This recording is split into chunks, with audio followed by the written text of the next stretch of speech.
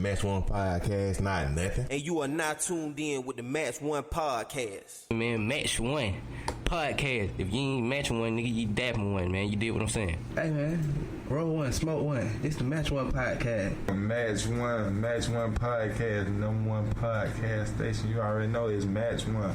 Better match two if you ready, though. Come on. Match One Podcast, man. Shout out to my man Zeus and T did and this motherfucker, man. Scrap Ice, Scrap Love, man. Y'all know what it is. I'm fucked up with these niggas, man. Match One, bitch. Match One, man. Fam, C-Town shit, man. Tuning in. Real topics. Good energy, man. And we in here matching one with the Match One Podcast. Shout out to y'all, man. I'm high as a motherfucker. Scrap Love. All my niggas smoking green, yelling out Match One. And you're now tuned in with Match One. Let's get it.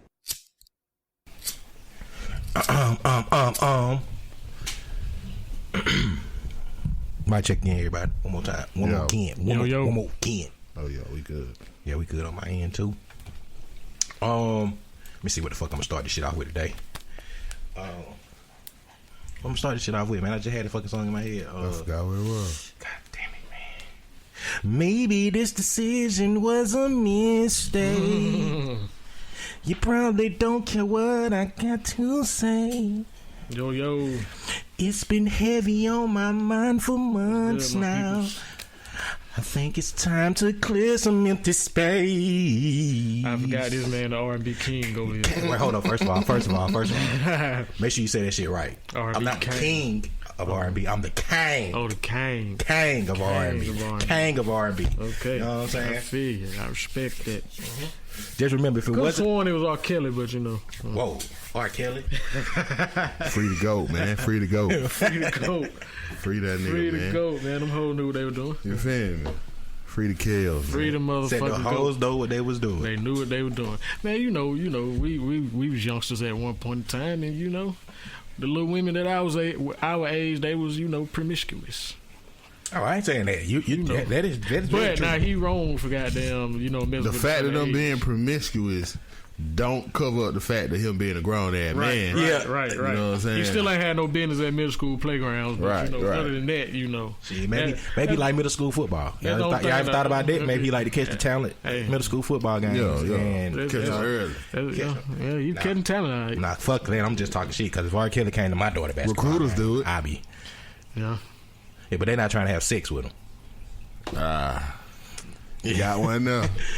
Yeah, recruiters do it all the time, but I don't think they're trying to have sex. Yeah, you got to a point though. They sex with it's a little top right there for ashtray. But what if we just scoping them out for when they get of age? Right. That shit still sound disgusting. Yeah, as fuck. it do. It's disgusting as fuck. But that's what a recruiter does. Because it's like going to a middle school, right? Nah. And you be looking at somebody's daughter or whatever, and you know, you think to yourself, damn, she looks like she gonna be pretty fine when she turned 25, you know, 21. And then listen, that's real creepy. That's creepy as fuck. That's it's creepy as fuck. It's creepy as fuck because I get what you're saying though. If that sounds anything, but I mean the concept about the same. Like, you know, you go to a goddamn middle school, medium match one. You know what I'm saying? High school game. Yeah, nigga. Believe that. Yo, gang.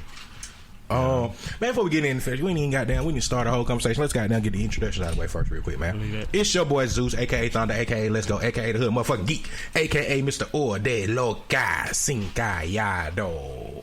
Shout out to the Dominican. Come home.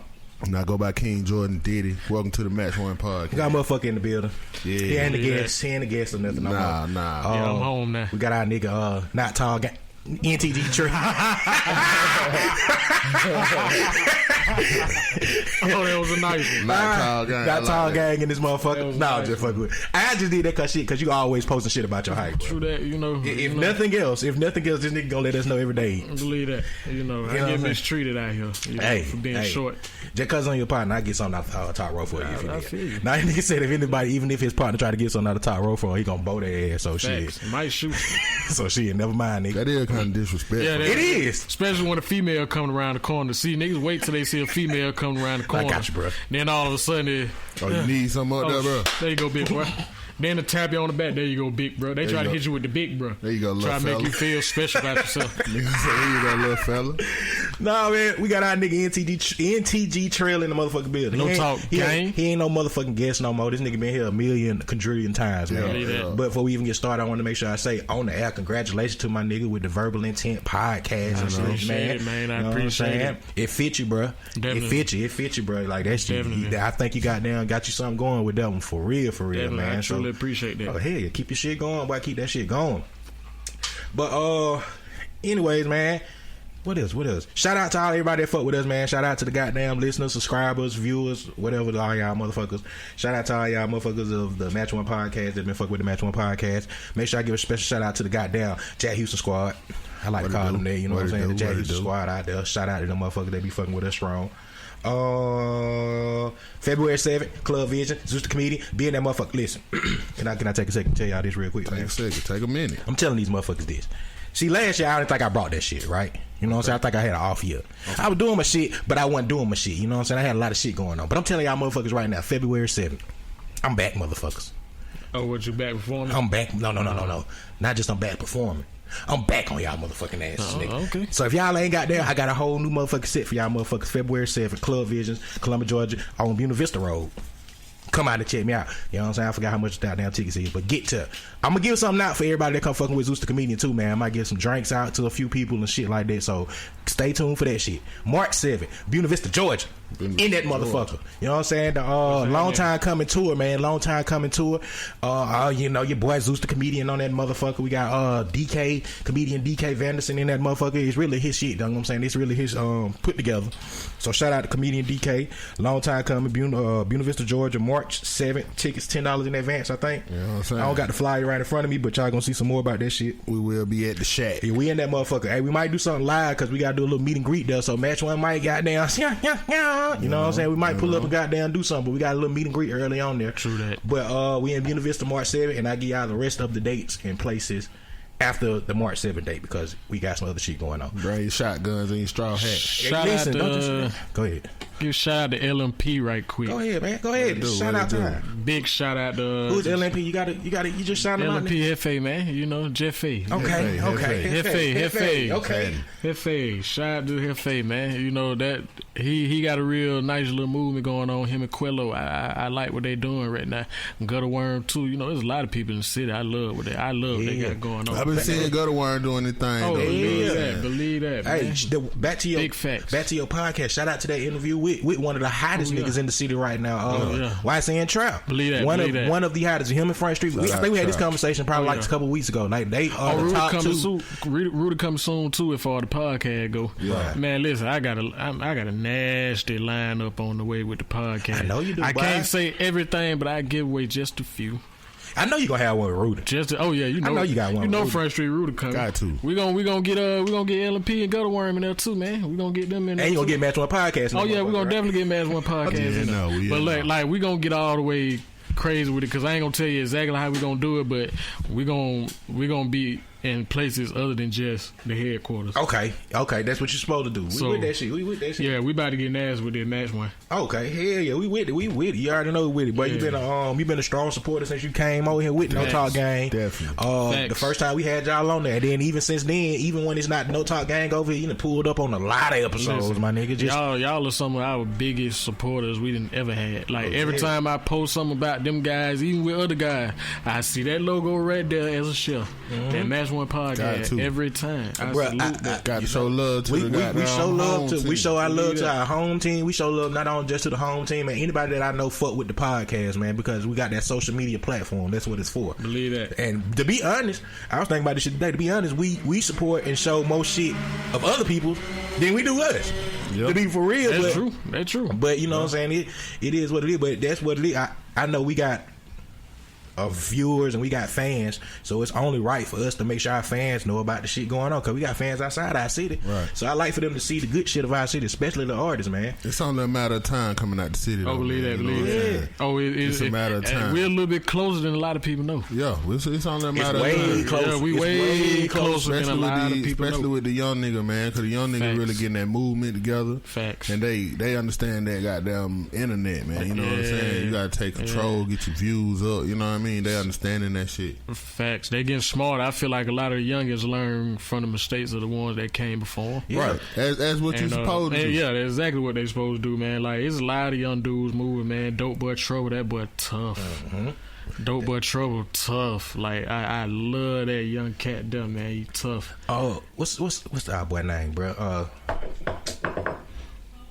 Flight Risk. Goddamn, I see him on the No BS. The OG, him and the GOAT, man, the back end. Yeah, back end GOAT. Hey, that song, that fire. Hey, what's the name of that show? The Shit Show. The Shit Show. The Shit Show. Big Black. Listen, It was on Big anybody Black on show. my live right now, anybody listen to the podcast, man, y'all need to link up with Big Bank Black and them on that Shit Show. Y'all need to go up there and rock that shit out, cause I promise you Columbus will take that shit over if we do. Yeah, it's giving a good look. I promise you. Like, when they when Flight Risk and them went up there, they were loving them boy. Like, I'm talking about Shaq went up to him, talking to him, dapping him up. Like, y'all know how Shaq talk. I like your music. Your performance was great. I fucks with you guys. I fuck with that bell jump though. That shit, that's hard. That bell jumpers. Yeah, definitely. That shit, that's hard. Definitely, that shit super tough. So yeah, man, shout out to the city. And just like you said with the young niggas, I see a lot of the older niggas because of social media. A lot of the older rappers and shit in the city fucking with the young niggas. Yeah.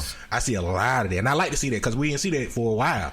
It was kind of like a I guess a discontent from each other. You know what I'm saying? Not saying they didn't fuck with each other, but you didn't see the support like you seeing right now. I ain't seen that type of support in the city in a while, and I see everybody on these young motherfuckers, and I like that shit though. And shout out to C Black for calling that out too. Yeah, he one of the ones I'm talking about. This being one of those older generations that's showing nothing but love. Man, let me take a second. Shout out our Scrap, bro. Scrap. I don't even think we even talked about this shit on the show. Scrap went on a goddamn whole tour, solo dolo. Facts. He went on a tour, not just like no little city nigga was in New York, Boston, Miami. That nigga went all across this motherfucking United States, really by himself. And he said that shit. You know, he said it wasn't no disrespect to the Scraps because everybody was working and shit. But to see a nigga like that, goddamn, get out that bitch and still be grinding, bro. Salute him. So shoot one of these niggas out of these motorcycles. So salute the goddamn Black, man. You know the Scraps been fucking with us since goddamn day one. Sam and y'all, we miss motherfucking that. We missed the show. We missed the goddamn show. Yeah. You know what I'm saying? Scrap Radio. We miss Scrap Radio. And we definitely miss Scrap Radio. We need that back, man. We need it back. But we fuck with y'all though, man. Shout out to the Scraps, man. Y'all keep doing y'all shit. But yeah, man. We got our boy Trail in the goddamn building. Believe that.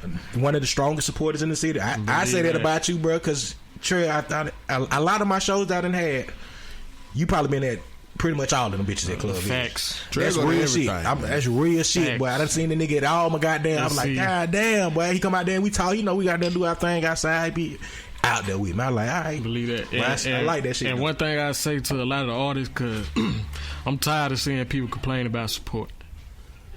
Stop complaining about support and appreciate the people who do support. Because I'm going to go ahead and tell you now, from a person who come out and support all these events and all that shit, that little money that you spending, it adds up after a while. Right. Because first of all, you can't be seen with the same outfit on too many goddamn times at the damn club. That shit just ain't gonna work. So that's clothes nigga gotta buy that I don't even feel like buying.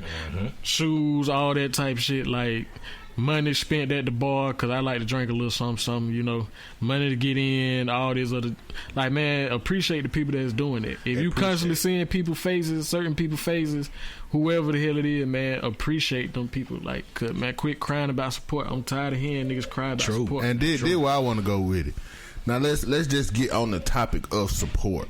Like, because a lot of times I look at it like, what do a nigga expect a motherfucker to do? You know what I mean? Like, nigga listening to your shit.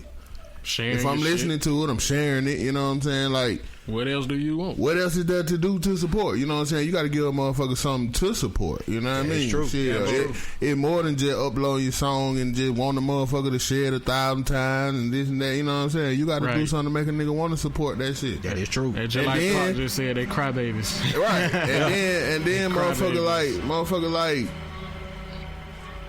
everybody ain't gonna like your shit. So if you ain't getting the support that you feel like you deserve or that you feel like you should get, that mean work a little harder, my nigga. You know what I'm saying? Get yourself in these folk fade. Make these folk want to support you. You know what I mean? That's a strike against you. Facts. That is so true right there, boy. That is true. Cause I'm a part of this group that I got added to, and somebody made a post saying YSN Trap and Front Street Rudy the hottest niggas in the city. We need to get behind them and support them and da da da da. And that was the wrong way to word it, in my opinion. If you were gonna just say they the hottest in the city, just say they the hottest in the city and leave it at that. But as soon as you say, oh, everybody need to get behind them, here come the hating ass comments with, oh, I'm better than them and I'm getting more streaming numbers than them. Why I'm getting overlooked and that. Well, number one, probably because you got a lot of hate in you like a sucker. You know, that's probably one of the reasons why you getting overlooked, because we don't fuck with sucker niggas. That is true. And niggas need to understand though, bro. I get that. Even what you said, it was kind of worded wrong. Yeah, he could have worded that differently. But niggas got to understand, if one person in the city takes off and gets some type of attention on the national scale, it's gonna be a light on the city. That's what happens to most cities that get people to pop. It got to take one motherfuckers for everybody to see. Right. Okay. It's more motherfuckers in the city. When they fucking with each other, it's just gonna gradually, organically show the talent that we got in this. Because one thing about the industry, it's a copycat industry. The copycat don't just come from the artists. That shit go all the way up to the labels. Mm-hmm. So if somebody pop from here, right, and all of a sudden that becomes the it thing, like, oh, Columbus is the new it thing. Well, you think all these labels gonna start flooding to trying to look for people? Mm-hmm. They gonna come to Columbus. They did it with Atlanta. They did it when they coming just on default. Though, yeah, just on default. Look at a play like Baton Rouge. Facts. Baton Rouge ain't much different from Columbus. It ain't. You know what I'm saying? It's the city just like Columbus, a little small little city outside of a big city. You know what I mean? Facts. And once you start popping, once your city start popping, you get a little name. Motherfucker want to see what dying up. Man, Baton Rouge got 1,000 hot mixtape rappers right now, and they may not have blew up, but get what? They getting paid, a check. Right. Them niggas getting constant shows. They constantly dropping mixtapes. They videos getting millions of views, hundreds of thousands of views. Man, these niggas getting a check, so it don't matter if they don't blow up or not. They getting a check. I just feel like at this point, man, it's approach, man. Facts. It's the approach that you take to it, man. You can't just be posting your shit on Facebook thinking I'm finna blow up, my nigga. You gotta have a real approach, man. You gotta have you some internet shit going on, cuz you got to get the internet involved, my nigga. It ain't a nigga in Columbus that can blow you up. It ain't a nigga around here that can blow you up. So all that support this, support that, it ain't a nigga around here that can do nothing for you. Yeah, ain't nobody got in that position to put people in. Right, can't nobody just put you on, cuz. So you gotta get out there and work. You gotta work your one. You gotta goddamn get your shit out. Get these folk want to stream your shit. And we got to also take advantage of that hour-away drive. Facts. That hour-away drive can change a lot. I get it. I get that it's kind of over-flooded at times, but that hour drive is what it's the hub for everything now. Music, but when you make that drive, you got to make that drive with some purpose. Yeah. That's what I'm saying. Here's the thing. See, that would turn a lot of niggas off from the shit, because nigga take the drive and go do an open mic and then feel like, oh, I should be goddamn woo-woo. I'm in the A performing. Well, nigga, that shit don't mean nothing. You know what I mean? 1,000,001 niggas doing that. Right. 1,000,001 niggas doing that. See, these conferences, that's where y'all niggas need to be going. Yeah, I heard that too now. These conferences. That's where you niggas need to be going. Man, niggas got to go out there and make a presence outside of themselves. You know what I'm saying? Outside of just, oh, I'm finna go pay $50 to perform at this little club and shit. Right. Man, you just really got to make a presence, period. You know what I mean? Because even in that situation, you still performing for a whole bunch of other artists. They're trying to do the same thing. But if you go to something like ATL Top 20, they do their little dinner conference or whatever. You go to some shit like that, it's big name people there, from artists to A&R, CEOs, all this type of shit, DJs, all that. If you go to the shit show, all these same type of people there, and the thing is, the whole purpose of these events is for networking. So you done caught them in a position where they ain't even be in Hollywood right now. They willing to talk to you. You just walk up to the motherfucker and talk to them, and they straight. They gonna sit there and chit chat with you, whatever. You said that right. They like that, like the A3C, the networking, bro. That's what it's about, though. Networking, man. Especially A3C, man, because you really ain't even got to be a part of the events to be able to just go out there and network. Check your ass up there and you can network. Same shit with South by Southwest. Like, folks be, listen, man, for all y'all niggas spending that money just to perform on these folks stages, bro, why? All you got to do is go out there. All the people you trying to bump heads with gonna be out there. You ain't got to be performing that shit. And don't bring no CDs. And please don't bring no CD, because they tossing y'all shit to the sidewalk. Don't bring no CDs. Man, listen. Stop. I press this point so much, man. Just like, stop wasting your money on pressing up CDs and shit. That shit is over. That shit dead. Nigga not finna put your CD in. Nah, because most folks is UBS core and all that type. Find a way to get in front of a motherfucker telephone, man. That's all you gotta do. You can get on the motherfucking phone screen and they hit that goddamn button, my nigga. That's what you need, bro. Fuck them CDs. Shout out to Flight Rick Clevo because he got the shit down packed with what y'all need to be having with y'all when y'all go to these type of events. There's this little small ass little flyer you can get with the little bar code on it. All you gotta do is scan it, scan your phone across the shit, and now all of a sudden they got all your information, and it pop up right there on my phone. They can stream your shit right then. Exactly. Go to your official website, whatever, your Facebook, your Instagram, your Twitter, all that type of shit. And them streams count, man. You get a motherfucker stop passing out CD because get what? You can be the hottest thing in the streets. You can have 100,000 CDs out here. Everybody could be bumping the CD. But get what? That shit don't even count. That shit don't mean nothing. I mean, ain't nobody gonna be bumping on CDs. You ain't doing nothing but get a quick little check off of that. As far as like the people you know just gonna buy the CD, go and get your little quick little money. Go do that. Fuck them little $5 and shit. Yeah, I'm finna say, nigga. But when it come to the industry folks, they don't care about how many CDs you sold. Hell nah. They looking at your Spotify numbers. They looking at your YouTube numbers. They looking at your Instagram numbers. And that's all that matters to these folks. Because I was finna say, man, you talking about 100,000 motherfuckers. Ain't 100,000 motherfuckers listening to CDs no more. Nah, not even. I'm talking about if that was the case, nationwide, 100,000. Hypothetically speaking, hypothetically speaking, you know. Even if you gonna speak hypothetically, we gonna say 5,000. Disagree with the CDs. 100 say he disagree with you on the CDs. Shout out, man. 100. Shout out, 100. Man. You know what I'm saying? No, for real. I mean, I understand what you're saying, but I just feel like if you go the CD route, it's so much to that shit, man. Like, you got to get your shit registered and this and that to make it count. That's what I'm saying. I'm just saying make everything count. So if you're going to spend your money on some CD for a motherfucker to just listen to it, it ain't counting when you can goddamn, just like you say, how Clevo got the goddamn, where you can get a motherfucker to scan your code and stream your shit where them numbers going to show. You know what I mean? You want them numbers to show. Fuck the CD. I 100% agree with you on that one. Because it's just a way of the times now, man. Nobody listens to CDs anymore. I'm not saying that people don't listen to people that they fuck with, because if you give me a CD and I fuck with you, I might put it in. Right. But the odds of that is very, very. Because I don't even use my CD player. I ain't gonna cap to you. Yeah, you know, even if I fuck with you, you got a slim chance. You got a real slim. I ain't gonna cap to you. I done bought niggas CDs and didn't even listen to the motherfuckers just to support and just support. I done threw them in the back of the goddamn car, and then when it looked, they shit up on Apple Music. And then if you ain't got it on there, that's what we talked about that a while ago. Like, if you ain't got your shit on those streaming platforms, you behind the curve already, man. You behind the curve. I tell niggas that all the time that's giving me CDs at the store. Like, I'm gonna support you, but no need to give me the CD, because I'm gonna be wasting your money. Because I'm not going to listen. I'm really not going to listen to it. I'm going to have to. Pac said it depends on if you selling them or giving them away. Now, here's my opinion on that. I understand selling them, though, but I feel like you still sacrificing the bigger picture.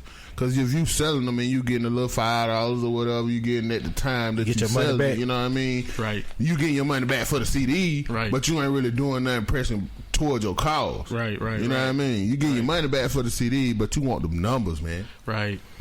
And I feel you on that too. I know I saw a video one time, a dude was trying to he ran up on Juvenile.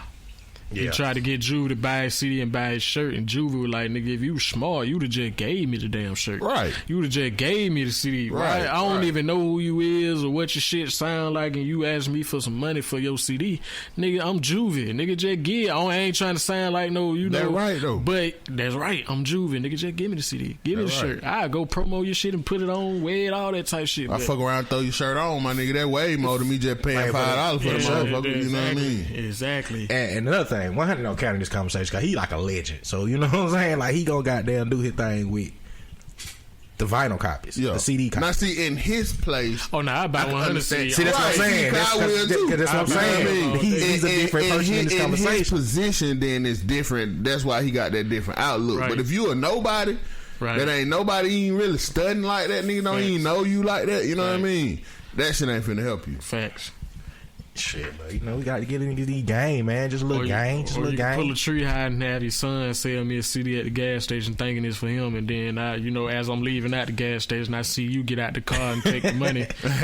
You can pull one of them type moves. Hey man, I don't know why nobody like Tree High. Man. I mean, I don't dislike him. Tree High ain't as bad as it seems. I don't dislike him. What you mean? Is Grinder the music? his grind is a little 1990s. Facts. Okay. What about his music? But music wise, I mean, he really ain't that bad. No, he ain't. He bad. Don't get me wrong now, he bad. But he ain't that he bad. Ain't that. I done heard worse. Okay. I've heard way worse. I've heard worse from niggas that get a little clout around the city. I've heard worse. I've you know what I mean? way So, worse, yeah. I mean... Yeah, I rock with that Denny Blue, though, Pop. I rock with that. I fucks with that. But I don't have no issue with Tree High whatsoever. I just that way of doing that would just kind of rub me the wrong way a little bit. That nigga's that funny. Don't have your son tricking me into thinking I'm supporting a little kid in his little dreams, and then I'm pulling out and I see you get out the car. He done got that get finesse. the money from him. Oh, you ain't got the finesse, nigga, man. Yo, he hustle a little old school He though, ain't got man. the That finesse. posting up at the gas station hustle, that shit about old. Yeah, that is early. That's last decade. Yeah. That's 2 decades. That's 2000-ish. That's 2 decades ago then. You know what I mean? Yeah, you know. Shout out to YZ Trap, man. He performing at this March Madness. Yeah, that's by the big, way. bro. Shout out to Trap, He on the man. flyer. He on the official flyer. He on for the it. official flyer. So that's You big. know. It's him, Megan Thee Stallion, or the Yes, baby, sir. ain't it? I think the baby's got it. Megan Thee I think Stallion, Lil Baby. Lil Baby. I'm sorry, not Dub Baby. I'm tripping. Yeah, Lil Baby, Lil Baby. Trap, you know. DJ T Time. A lot of people may not know who he is, but Yeah, I heard people having a little problem with that. if you go into a club anywhere in Columbus, 9 times out of 10 you gonna hear his song. You know, he got a little song called "Act Like You Riding a Stick," and they love to play that shit in the club. So a lot of people don't know who he is, but they know I that ain't song. never heard that nigga either. They know that I song. never heard the song. I heard nigga who had little, you know, people were saying that shit. If you go to Aiden, if you go to Man, get that Martinis, boy, get that boy Front Street Root on there. bitch. Scream. Man, you got to Yeah, get we nigga working like on that though. Yeah, Street need to be on it. We working on that. We working on that. You know, Got to put we Street working on on that. We gonna try to slide them on off in there. Hey, that perk, the first one. Yeah, that that perk shit got- that shit gonna keep that shit going up. That shit going it up. gonna go up. 305,000 views Yeah. in 2 months. That's big. That's That big. real big. Yeah. That real big. In 2 months, and he got at least 5 videos with at least 100,000 views on them guys. See, that look good though. Yeah. That look good. So now you know Definitely. when labels look at shit like that, they gonna see that he See, got now- some type of following. He got now some I type of. feel like he just need to get out the city, man. Oh yeah, he gonna be at Get that out shit, the so- city, start moving around, man. Get your fading on. That was gonna make them numbers go up and up and up. Get on Facts. goddamn any kind of little show you can get on and shit like that. Cause when the Facts. motherfucker hear the song, they going out to go goddamn listen to Believe it. You that. know what I Believe mean? that. So Believe you that. just gotta goddamn just move around. He need Now I to get wouldn't that even what's drop called- no more He need music. to get that what you call on some streaming though, bro. Oh yeah, that's a little situation that he had it up there and then some bullshit happened and it got took down. Okay. But we working on that right now. Gotta get that back up we'll there. get him back up there because when he dropped Street Baby 2 was doing numbers on it. It was doing numbers on Spotify, Apple Music. It wasn't doing it was doing decent numbers on Tidal, but mainly Apple Music and Spotify. It was doing some numbers. So we gonna take Why the care fuck do of you that. keep calling it Spotify? Spotify, country Spotify. That nigga country as a motherfucker. Spotify. They keep saying Spotify. My They keep saying bad. Spotify. The fuck is the nigga talking I be about? thinking Spoda half the time when I be saying it. Nah, I'm just fucking with you. But yeah, he has some good numbers up there, you know. So we gonna run that back. We gonna get that back up there. But I will say this to the people on social media: quit asking questions about what's going on with Rude's situation with the, why he ain't got this up there, why he ain't doing that. We handling that. We got that under control. Don't worry about it. I understand y'all want to see him blow up. We glad that y'all want to see him blow up, but you know, don't be asking too many questions. That's the business end of it, man. Let the business end work itself Unless out. you gonna help handle the business end, you know. Shut the fuck up. It's okay. You can say that. No Trey. talk games. You do. Shut the fuck up. Yeah, Nigga. I want to know why they not there now. I want to know. But nah, some Yeah, that shit shit. some shit happened with his account. I can't remember exactly what it was because I was at the studio when the shit first happened. Like something happened with the account and they locked him out of it. Oh, and now they trying to force him to pay for some shit that he, you know, he shouldn't didn't have to pay for. That he Is shouldn't that some even really real have shit to. or is that like some hacker shit? Oh, see, that's the thing. Nah, it was them who I think it was TuneCore. It was either TuneCore or DistroKid. I think it's TuneCore. They locked him out of his account for some bullshit that somebody else tried to put on his account that he didn't want. Oh, okay. That he wasn't trying to get. And Okay. then they kicked him out and be like, yo, it's going to cost X amount of dollars for this. You need to pay us this to get back in that fucking account. So Right. I told him, nigga, we just switch that shit up. Like if it was TuneCore that did it, we'll switch over to DistroKid. If it was DistroKid that did it, we'll switch over to TuneCore. Yep. Like that shit ain't no issue. We can do that. Either or. That ain't no problem. So trust me, Rudy Music coming to to the streaming sites real soon. We got that under control. All right, we gotta get Rudy ass over here too, man. We supposed to have him over here. Believe that. So we got a lot of motherfuckers we gotta get over here, Trap. Trey, you got a lucky nigga. I was thinking Trap because I told Trap hit me like he want to come over. I'm like, nigga, we got you, bro. We got y'all motherfuckers in 2020. Nigga. So Trey, you actually the first motherfucker that we done had over here in 2020. Okay. First guest slash goddamn regular person come over for the decade. That's right. You know what I mean? First decade person on the show. Yes, sir. But yeah, man, that's a good little conversation we have about the goddamn, city. We need that shit, man. So, y'all rappers and everybody that listen to us, y'all know what, we just gave y'all some pretty good insight, motherfuckers. Believe that. Take heed. Where we want to go with this shit today, though, bro? Shit, so do you, run it. All right, let's start. Let's get a little sports shit out of the way. What y'all Super Bowl picks? I'm liking the 49ers, man. All the way? 49ers versus? 49ers all the way. Kansas City Chiefs looking real nice right now. Okay. After what they did to the Texans, man, being down 20-0, and them boys just exploded. Like 7 fucking touchdowns in a fucking row. That don't even make fucking sense. That's like some video game shit, and you playing against a sorry ass nigga who don't know what the fuck he doing. Yeah, and you come back, shit, yeah. I feel like 49ers all the way, but I feel like 49ers Tennessee wouldn't be a pretty good Super Bowl. I feel like the 49ers will blow Tennessee. But I think that Kansas City will put up a better game. You know what I mean? That Super Bowl I want to see. I want to see Kansas City and 49ers. Yeah. I'm kind of with the pretty much the basic, the 49ers and the Chiefs. But with this said, I wouldn't be surprised if Green Bay wins. For one reason, because I've been dogging Aaron Rodgers all season. All season. I've been saying how this nigga never went to nothing but one Super Bowl. Y'all put this motherfucker on the pedestal. Facts. And here he go. And I feel like whenever I talk shit about a motherfucker like that, it always bite me in my ass. So, but I don't think they're going to win in San Francisco. I was just happy to see. Now with Tennessee anybody that know this football shit right now. They beasting right now. When wild card team get on that run. Yeah, it's hard to stop them. Boy, it's hard to stop them. Because they was a wild card team the last time they went to the Super Bowl. Come on, boy. It's hard to stop. It's hard to stop them. When teams get on them runs, it's kind of hard to stop them. Yeah. I feel like they too one-sided, though. You can say that, but the one thing that Kansas City got against them is their coach. Their coach ain't been. He's not that good. Andy Reid is very over fucking rated. Okay, he's been in the league 20 fucking years. He's only been to one Super Bowl. Yeah, true. So he's been in this position maybe 5 other times. Yeah, so his record, 6. 6. His record is 1-5 in conference championship. So I mean, so anything against him, he could be the curse for that shit. True that. So I don't know. I would like to see the 49ers and the Chiefs, the obvious pick. But I would not be surprised if the Titans sneak in or if Green Bay get in that bitch. I kind of sound like I'm on the fence and shit because I'm really not picking teams because I picked against Aaron Rodgers all year long. I don't think Green Bay gonna do it. I hope they don't. I don't think they're gonna do it. Aaron Rodgers. I don't think Richard Sherman gonna allow that. Hell nah. Aaron Rodgers better keep proving. And see the Titans, like I say, man, the Titans. I feel like the Titans too one-sided for the goddamn 49ers anyway. True, you know what I'm saying? Because you ain't finna just run the ball all game and you ain't putting that bitch in the air. But see, first of all, that's one thing that can win championships is running the ball and defense, and that's what Tennessee is doing pretty good right now.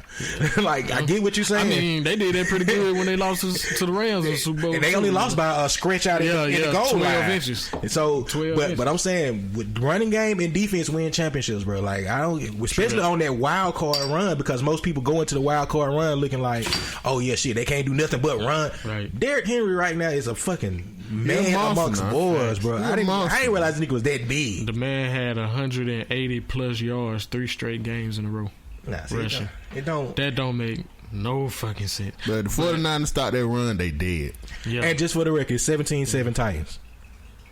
17-7 in the second quarter. I mean, I know we've seen this before. Yeah, we've seen this before. But I just got the score update. 17-7. I don't think if they make it to the Super Bowl, it ain't gonna be too good of a game. No, I don't think Ryan Tannehill is a Super Bowl quarterback. I'm not gonna say that. Because I always say Ryan Tannehill has been a good quarterback. He just was in Miami. I always say that about him. Like, there's certain quarterbacks that's good, but when you put them in the right system, In this system, he's 9-3. True that. Ain't nobody good in Miami unless you on dope. Facts. Unless your name Ricky Williams. He smoked that weed then. You got to be Ricky Don't do Williams that, or bro. somebody like but, that on the But Ryan defense. Tannehill wasn't bad in Miami. I mean, he threw a lot of picks in Miami, but I would say that's more on the offensive line. Yeah, than anything. he ain't have no other team around. You know, that was more on the offensive line than anything. But I just shout out to the goddamn 4 teams left, man. Believe that. So I'm trying to think anything else sports wise. Anything you want to say about the Lakers? They won last night. Fuck the Lakers. Yeah, Fuck with the Lakers. he okay. I think he might be a LeBron hater. I'm an habitual LeBron hater. Did you hate the Lakers before LeBron? I did. And you hate him even worse. I So did. it's one of those. Yeah. Okay. Now, I've always been a Kobe fan, but I ain't never liked the Lakers as a whole. What? That's right. I love Kobe, but I ain't never liked the Lakers as a whole. Because I felt like they were the New England Patriots of the NBA, cheating their way through a lot of situations. Wait. That's very contradictory. Now, if you go back to when the Kings was making their run. Oh, okay. I feel you. Kings got cheated, man, out of a few of those series, man. And if you go to the finals when they played against the 76ers, it's bad enough they ain't got shit but Mutombo and Iverson. But you got Shaq in the paint, elbowing Mutombo in the face, jawing the hell out this man, acting like he just making his little moves and doing what he do. Nah, you elbowing the hell out this man and this shit, and they ain't even calling nothing. Listen, Trey. I can agree with I was with you for a minute. But just for the record, fuck the Lakers beat the shit out of Sixers that year. They did. Besides the game 1. But they rubbed it in by elbowing this man all in his grill. It should have been a lot of offensive fouls. The Kid Mutombo was like 80 years old. Listen. Yeah, them teams really just did. Hey, I was on 5, but them teams just didn't match up. The Kid Mutombo was like 85 when he played. He would, but I feel like Shaq should have got fouled out a few of those games, man. You know, because he was bullying my butt down there, man. He was bullying. Which he was supposed to do. He was supposed to. He had to elbow him in the jaw, but you know, other than that, they just really didn't match up though. It wasn't no good. And I was rooting for the Sixers because I was an AI fan. Yeah, that was real fucked up for the Sixers, man. That was real fucked up for him. This is the team you go to the finals with, like, god damn. He made it though. Yeah, he made it. He made it. At least we can say he made it. Shout out to Michael V. AI. Yeah, he being funny. The same person. He being funny. Pretty much. The same person. No, not the same person. We just established they're not the same people because Michael Vick never went to a Super Bowl. True. And did Michael Vick ever win the MVP? He did. He got one. He got at least one, I think. No, I don't think he got one. I'm not 100% sure. I don't think he did. I think he did. I think the year they went to the AFC Championship and lost to the Eagles, he might have got it that year. It's possible. I ain't 100% sure, but I don't think he did. I know he had 1,000 rushing yards plus, you know, a couple thousand passing yards that same year. But Whatchcall made him look bad by breaking that shit though. Who that? LeVar. Oh yeah, that's true. But see, Vic really didn't have receivers like that until he went to Philly. Nah, man, he don't got one, bro. Nah. Until he went to Philly. He ain't got no MVP. Now, damn, that's fucked up. He got one comeback player of the year. Yeah. when he went to Philly, that was his first time really having some receivers, and he showed for it. He could stand in that pocket and throw that ball if he needed to. The only problem with that is that they had the wrong coach. Yeah. Andy fucking... No. Chip Kelly. I'm talking shit. Racist ass Kelly. Oh, that was Chip Kelly then, wasn't it? Man, he got rid of LaShawn McCoy. He got rid of everybody. LaShawn, the running back. Jackson. What's my boy? And Vic. McCoy, yeah. Jerry Macklin, he got rid of everybody. Then he was sucking up. And kept Riley Cooper there. He was, his racist punk ass. You know the racists got to stick together. Come on, man. You know, so he had to keep Riley Cooper there. Then he shitted on Vic for what's that boy name that came back to the Eagles and won the Super Bowl? Nick Foles. Then got rid of Nick Foles. Like, come on, bro. How you bench Vic for Nick Foles, then get rid of Nick Foles? He go to somewhere else. The St. Louis Rams, the LA Rams. Didn't do shit there. They brought his ass back to Philly after Carson Wentz got hurt, and this nigga won the fucking Super Bowl. And then he go to Jacksonville this year, and he was bullshit. Yeah, he's a good backup. That's just like you say. Nah, it's the right system. Yeah, right system. Just like you were saying earlier, the right system. The Eagles were the perfect system for him, and they still on Carson Wentz dick for what? How you gonna trade the nigga who beat the Patriots in the Super Bowl away after y'all done brought him back? Because we gonna get back with Carson Wentz. Fuck Carson Wentz. Because they didn't want to pay. You didn't want to pay. They didn't want to pay Nick Foles. They didn't want to pay that tag. They should have paid. You got to pay 2 quarterbacks. They should have paid him. Shit. I would have traded Carson. Yeah, they would have had to got rid of one on. I would have got rid of Carson Wentz. I'm not going against the proven person. Never. I've never been the person to do that.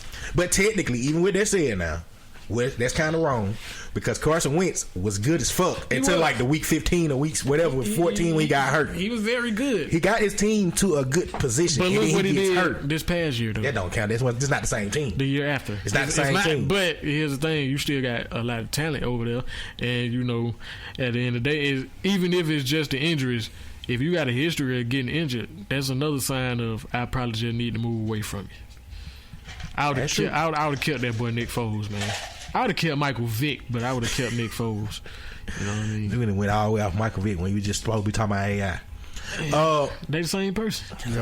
Y'all they the same person. Y'all finna start disrespecting the two boys from the same place in Virginia. Just cause they from the same place. They the same person. They the exact same person. Same place and came out around the same time. Kind of had the same hairstyle. Smoked a little weed together, probably. Facts. Got a house in Atlanta together. Nah, I'm just bullshit. Probably the thug together. Had shootouts and all that type shit. Ain't no telling. Speaking of sports, have y'all seen this Aaron Hernandez shit?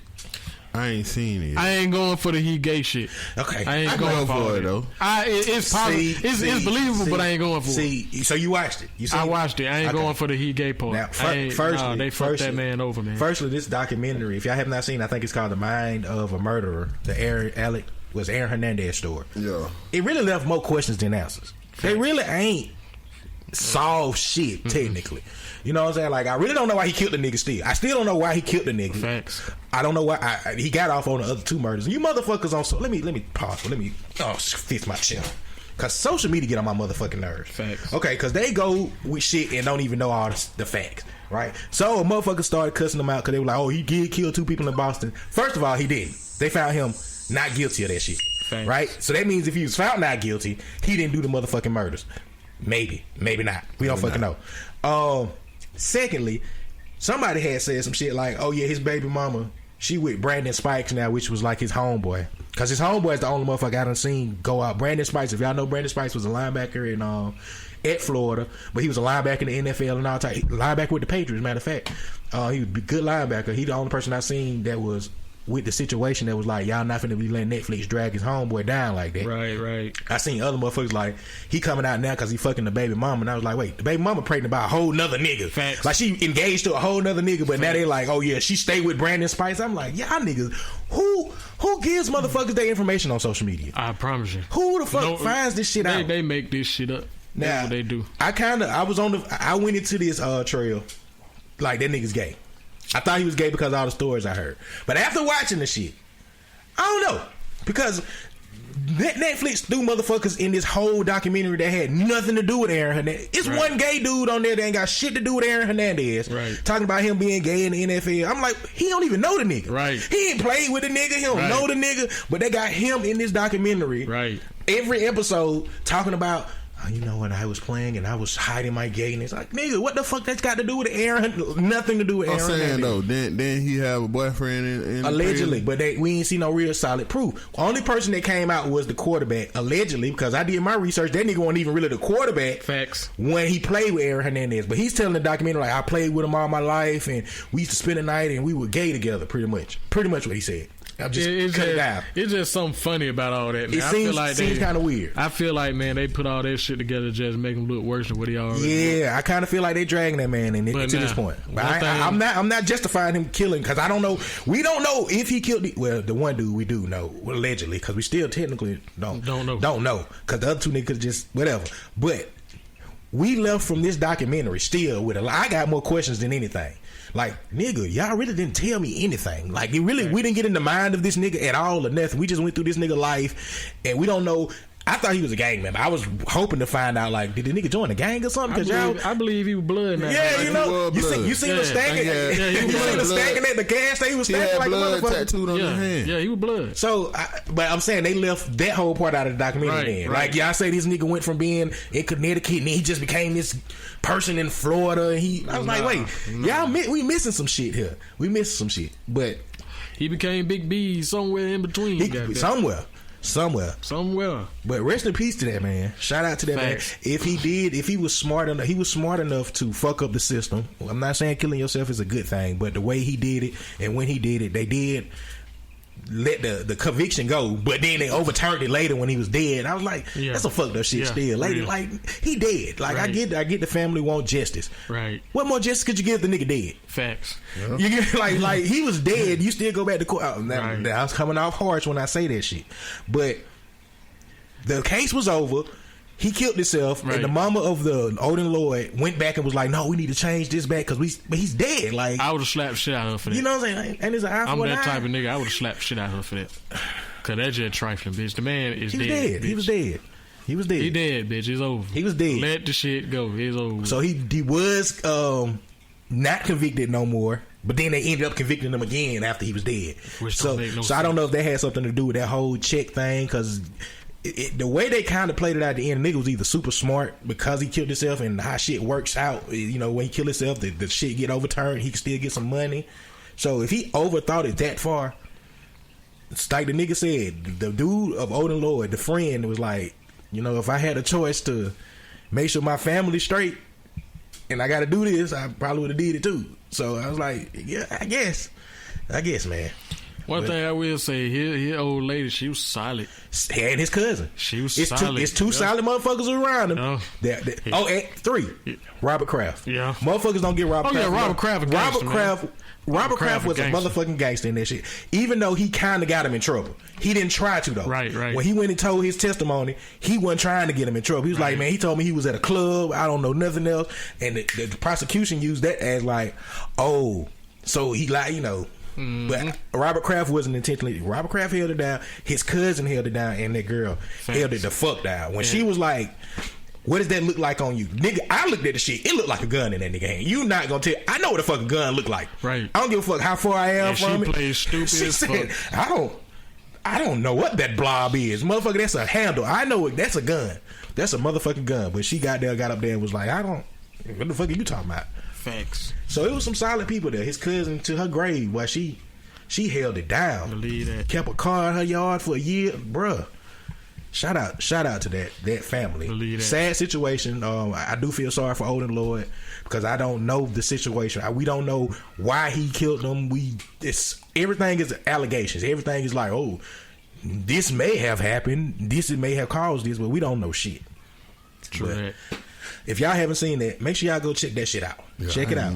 Yeah, it's not. It's 3 hours. You know, out each episode, so it's not bad. I mean, I stood the test of the time with the Jackson 5 movie, so you know them 3 hours wasn't too bad because we all know the Jackson 5 movie was a 48-hour movie. That's classic though. Yeah, that's super classic. But that motherfucker was damn sure 48.5 hours long. Goddamn. For real? Not. No, I'm like saying for real, but you know. No, you talking about the Jackson? No, you might be talking about the Jackson. That's about a 5-hour movie. Yeah, because they when they first came out on TV. I'm gonna say they played it. They didn't play it all the way through on TV. Then they play it like in sections or whatever. We look at it now. It's gonna be about 5 hours. You might well go and get comfy, player. That's when Flex played Michael Jackson, ain't it? Hell no. Flex didn't play Michael Jackson when he got older. No, that's another one. That was Weaver, Jason Weaver. That's when he was a teenager. We're talking about when he got older as Michael Jackson. I think y'all talking about Justin Bieber played him as a I know teenager. what you're talking about, but it wasn't Flex. No, not that. The Flex. I ain't never seen the Flex watched the shit. That was a Michael Lifetime. That was a Lifetime when he was in the goddamn. Okay, that shit was atrocious, bro. Like, yeah, you don't remember Flex playing Michael Jackson, bro? I'm talking about the real Jackson movie with Jason Weaver. Yeah, when he played Michael Jackson as a teenager or a child. What's his name? Flex what now? Flex Alexander. That shit, that was so terrible. I couldn't even believe that Man in the Mirror took that road. Man in the Mirror. That's the one he played. Michael Jackson. Bro, they had makeup on that nigga and everything, cuz. That nigga looked like he looked horrible. I bet that shit look like a comedy. It do. It do. They need to be shot for that shit. Shout out to goddamn the Jackson 5 movie. That is a classic. Very much a classic. Power. I have not seen the new episode. Never seen the episode. Oh my god, really? Where you been? I've never seen an episode of Power. I've never seen an episode of Snowfall. I've never seen an episode of Empire. None of that. I've never watched a little more TV. I've never seen an episode of Empire. I ain't either. But Power, that shit. I don't watch TV at all. That's the problem.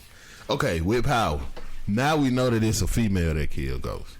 Okay, wait. I haven't seen the episode today. Well, it's a female that killed Ghost. Wait. Now, is he officially dead? Has that dead. been confirmed? I mean, It ain't really confirmed. Yeah, he dead. He dead. They got the news all stories and saying like he dead. So he dead. Cause this week is Tommy episode, and Tommy in the club right after he got shot. See, during this week episode, am I spoiling it for you? Not really, but okay. I'm not usually spoiled. Well, Tommy goddamn figure out that Ghost ain't been lying about shit. Okay, say less. Like was killing the girl and shit like that. You know what I'm saying? Okay. So goddamn, he went to the club to go save him, but it was too late. But he was already shot when Tommy got in there, and Tommy seen whoever it was that shot him. Okay. And he pointed the gun, and Ghost was like, "Nah, let her go." That's so what he we said? know it's a woman. Cause he say, "Let her go." Okay. I think I know what it is. I said this already. I think it's that bitch. Ain't nobody listening to me. Who? The bitch that been fucking with him, the politician lady. It might be her. I got it down to a couple bitch. Tasha, but that'd be the obvious. You know what I'm saying? Tasha episode ain't played yet, but Tasha would be the obvious. If it ain't Tasha, I can see it being either that goddamn detective lady, or now. But she get there late though, don't she? She get there after the shot. She get there, but she ain't get there like a police to me. You know what I'm saying? Could possibly be her. She could have came out the door and came back around to the side to go in and be like, "Oh, I found him shot." You know what I'm saying? Cause when nobody got down, go against them with them. They trying so hard to get them. They fucking up their careers trying to get the nigga. You know what I'm saying? But why kill him? Cause they can't do shit else. She finna fuck around and lose her job just like that. They can't fuck with him. You know what I'm saying? It seemed like. So with that said, the last episode, or remember that bitch who he paid to leave? She came back. You know, she ain't came back in there, but I'm saying she could have came that'd back. That'd be a good twist. You know what I'm saying?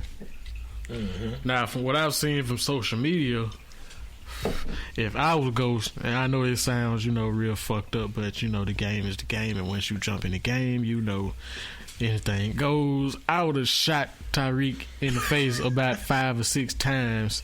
My fucking self wouldn't have gave a damn about that being my son. See, Tariq J. Young and don't understand. He don't understand. Got his sister killed. Mm-hmm. Sat down and watched the nigga pop his sister like a little bitch. He did. Even though he got him. It wasn't shit he could have did. Cause he would have got killed too. He should have got killed. But I will also say this: he did go back and do his thing. After I watched that part on YouTube, I'm looking at his sister like, why in the hell did you confront a nigga that's trying to kill your brother, bitch? What the fuck? She didn't know what was going on. She just went outside looking for him. Cause she saw him run out the dance. So he went out the dance. He go hide. The nigga out there looking, trying to see where he hiding at, and she just come out the door looking for him, talking shit to you know what I'm saying. Like, what, did you think this nigga wasn't gonna pop your ass? Like, don't bring up old memories, Trail. Raina didn't have to die. That was a sad moment in TV. It should have been Tariq. That's probably one of the saddest moments. It should have been Tariq. TV history. There's not too many TV history sad moments besides like Will Smith daddy leaving. But Tariq got his get back though. Yeah, he did. He did. You know what I'm saying? But he's still stupid as fuck though. He got it for him. He should have been. He's stupid as fuck. Yeah. But I get it. That's how we get. He's young though. We get to intertwine with television shows because this nigga is a real person, but we just feel like if I see him in real life, he gonna be Tariq. Yeah, he's Tariq. He's not gonna be his real nobody self. else. He's gonna be Tariq. You go, son. Forever. And you got Kanan killed. He was supposed to got Kanan killed. Yeah, Kanan was supposed to been dead technically. Yeah. This nigga survived everything. Facts. But so I just don't like Tariq. So anything involved in, I'm blaming. This nigga said he don't even like. You don't even watch the fucking show. I don't even watch the show, but from what I seen from social media, I fuck with Tariq, man. Tariq, he just young, man. He just a young nigga. Tariq is gonna be the new spinoff of though from the new powers that they finna start. Didn't he also almost let Tommy kill Ghost that one time? Then he helped Tommy like sneak in the house and try to kill Ghost. He won't go. He won't Ghost to get killed right now. He let him in the house to kill the lawyer. Yeah. Which that was one of the most outrageous scenes in the world to me because they was on the penthouse and this nigga shooting big ass guns. Right. No police came until like I was like, nigga, right. That's just a little too much. But whatever. Right. Man. Where the hell is y'all at to where the police Come don't on, show? man. That came back up the episode too, though. It did. Yeah, that situation came back up too. Okay, say lit because I gotta watch that. So shit Tyreek wanted goes gone. Yeah, he still want them gone. He don't like him. He wanted them gone in the episode that just came on today. He don't like his dad. When Tommy said that he read, because Tommy went and met with Tyreek. And he read. That's when he realizing like, okay, goddamn, the nigga been telling the truth about shit. You know what I'm saying? He said he ain't killed the girl, Lala, whatever her name was. Right. He ain't kill her. He ain't the nigga who set him up to goddamn get the trap busted. You know what I'm saying? Tasha shit like killed that. Lala. Yeah. She found that out too. So goddamn, once he realized all that, he met with Tariq because he was trying to get Tariq to go with him to save him. They were trying to kill the nigga. What his name? They got killed last episode. Drake. Yeah, you know what I'm saying? He was like, shit, he wanted to kill Drake, but shit, Drake got murdered. That nigga was like, shit. Tariq was like, nah, fuck that. You know what I'm saying? I want a motherfucker to kill that nigga. Wait, side note, just giving the FYI, it's 21-17 now. Them niggas done stormed back. Yeah, and it's the end of the second quarter now. I just told you I was 17 or whatever, and it was the second quarter, and I just looked back at the score. It's 21-17. I saw that coming. With like 5 seconds left in the second quarter, so I don't know what the fuck Patrick Mahomes, whatever drugs he do, goddamn it, pass it to me. Cocaine. So how many episodes of Power left? 1 or 2? We still got to see Tasha. You said this one is this one is Tommy. Tasha, probably Tyreek. Tasha probably be Tariq. Gotta be Tariq, Tasha, and who else we missing out there? Sykes. We see what he got going on.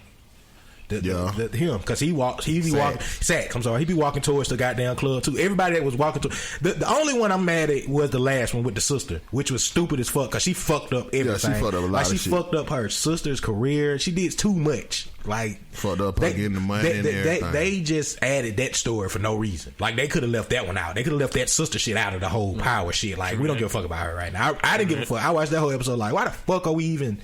Look, she done fucked up everything. Fucked up her money. Fucked up her. She could have been a shooter though, so you know. Oh, man, she wasn't gonna be no. She could have been the shooter. Fuck her.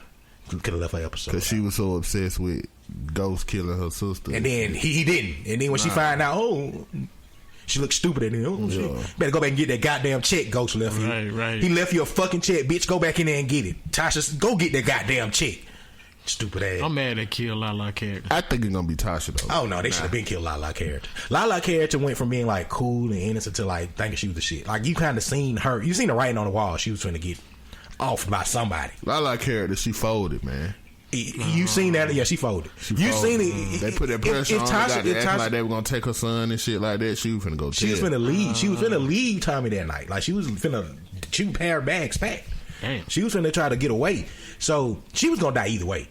Tasha was gonna kill her or Tommy, because Tommy don't play that goddamn snitch shit. Tommy he killed Holly. Goddamn it. If he kill a girl he love, he killed his daddy. You know, he killed his daddy, bro. Yeah. Like, Tommy is the cool white boy. So we got the power talk. I'm trying to think of anything else before I get some of this shit. What else? Okay, one more thing on Netflix. I know y'all never seen this shit or not. It's the shit called Don't Fuck With Cats. Oh my god. If y'all haven't seen that shit, no, not even recommending you see it. If you want to see white people who got a lot of free time on their hands, watch Don't Fuck With Cats. The whole premise of this shit is this dude killed cats online, and you got these motherfuckers that found out who the fuck this nigga was. The nigga ended up being a serial killer though. Damn. Which is crazy. The nigga ended up being a serial killer in the long run, but it all started with him killing cats online. But these people just was so. White people have a lot of time on their hands, my brother. I'm talking about they have all the listeners. If y'all get a chance, go watch Don't Fuck With Cats. Just when you on, I ain't saying go chill and watch, when you just I ain't got shit to watch. Go on Netflix, watch the shit called Don't Fuck With Cats, and then you gonna be like, what the fuck? Who the fuck has this much time on their hands? But you know what? I feel like they kind of full of shit though, cause like y'all track down this serial killer because he killed cats online, but y'all go eat at these Chinese restaurants and restaurants, and they doing the same shit. They just not doing it online, but you know, bro. that is a puppy. Hold on. That is a puppy. That is a. Hold on, bro. I can't allow you to. That is a I can't allow Labrador you- retreat that you. I can't allow you. That's a to Labrador disrespect- retriever that you are eating. I cannot allow you to disrespect sesame chicken like that. man. Okay, just sesame puppy. That nigga said it's sesame. I cannot Correction. allow Let me that. ask you. So you don't eat Chinese food? So that is sesame bull puppy. Sure. Do you eat Chinese food? Yes, but I know what it is. No, man. They It's eat dog shit like puppy. that in Asia, And they- in China. Oh, they and doing shit. it here too. They're not doing it here, bro. Oh, listen. I used to work You at. hope they not listen, doing it. I used to work at. It's a thing called health code violations I and used to- shit like that. I used to work bro. at it. Health inspectors and shit. I used to- when they come in, they got to see your tracks. They want to see your goddamn files from who you getting your food from. So you got to prove that this chicken coming in from their place and this But and that. here's Them the folks thing. ain't killing no damn Here's the cat. thing. It's ways to forge paperwork. Here's the thing, though. Go ahead. When stray cats and dogs roam around a particular Oriental restaurant, and they just start disappearing out of nowhere. You just know the dog pound ain't come to get them. So first thing come to your mind is, where are these cats disappearing to? Where are these dogs disappearing to? And then you look, and you notice there's a restaurant, Korean, Asian, whatever, and then you go buy chicken wings from them, hot wings. Which be And you delicious. notice the wings are a lot Little bit bigger bigger. than what they should be. But ain't no dog or no cat got no body part. They gonna look like that. And that's true, but they can they be some manufacture some oblong They ain't even. looking. They ain't even got the texture. They meat ain't gonna be the same texture as chicken. cuz. I feel you, but see, How we know though? Yeah, What if somebody could prepare a dog just like chicken, but you wouldn't know? I mean, I don't know. I haven't had dog. right. So I You wouldn't ain't know. finna make no wing out of no dog. Hey, them Chinese people smart as fuck. I done seen them. make shit out of a lot I of feel shit. like if you I don't clip know a now. puppy legs off, Damn, why you got to go to a puppy, bro? and especially a newborn puppy, Oh shit. and you dip all that down in some flour, drop it off in the grease. It might It's gonna fool look like a you. fried puppy leg. It don't look like no chicken wing. Cut the feet off for them, shave that little part down at the bottom, make it a little round, because the thigh part gonna be, like a chicken drum. And straighten that thing out, you break that little leg to where they bend their leg, you just straighten it out. And you drop got- it you down got off it in out. there. Nah, So, man. so the Oriental restaurant Dog that you legs witnessed and this shit. from, have you ate there again? Yes. Come on, man. That food Dog was legs great. and shit is muscle, man. You know what I'm saying? That ain't got The food's great, but I haven't had dog before. I don't plan on having any, even if I go to the Asian country. Now Chinese people do eat shit like that, They eat they shit do. but they're not doing that shit over here. I hope not. at their restaurants. But even if Say they at are, their restaurants. Disclaimer. Even if they are doing it at their restaurants, y'all should be ashamed of yourselves. But I still will be stopping by every once and now and then and getting a plate from you, motherfuckers. The shit is delicious. Because the shit is delicious. If it Eat is, some black pepper chicken, man. if it is something else, it's delicious. It's very that's all we delicious. need. Well, so whatever the hell it is y'all cooking up in there, it's delicious. Let's see. I got a couple of awards over here, so I'm trying to make sure we got a lot of the shit that we want to talk about out the way. Do y'all want to talk about the whole Jillian Michaels, the fitness girl, talking about Lizzo? I'm sick of The Lizzo. fuck is that? Jillian Michaels. Jillian Michaels is the celebrity trainer that was a celebrity trainer. She came out and she was like, she want everybody to celebrate Lizzo for her music, but not for being big. Because she said that's going to lead to diabetes and shit I that we agree agreeing with with. that. We all pushing her like, yeah, big I girl agree with power. that. But she's like, See, here's my issue with Lizzo. Everybody's defense towards Lizzo is, y'all mad because she's comfortable in her skin, being a big girl and da-da-da-da. And my thing is, if you so comfortable in who the fuck you are, why is you showing up to a Los Angeles Lakers game with your ass crack hanging out, crack longer than Victory Drive, Shaking Veterans the ass at the Parkway, goddamn- First of all, Macon Road, Bena Vista Road? there is a such thing as a BBW. Definitely. Lizzo ain't one of them. No, she's not.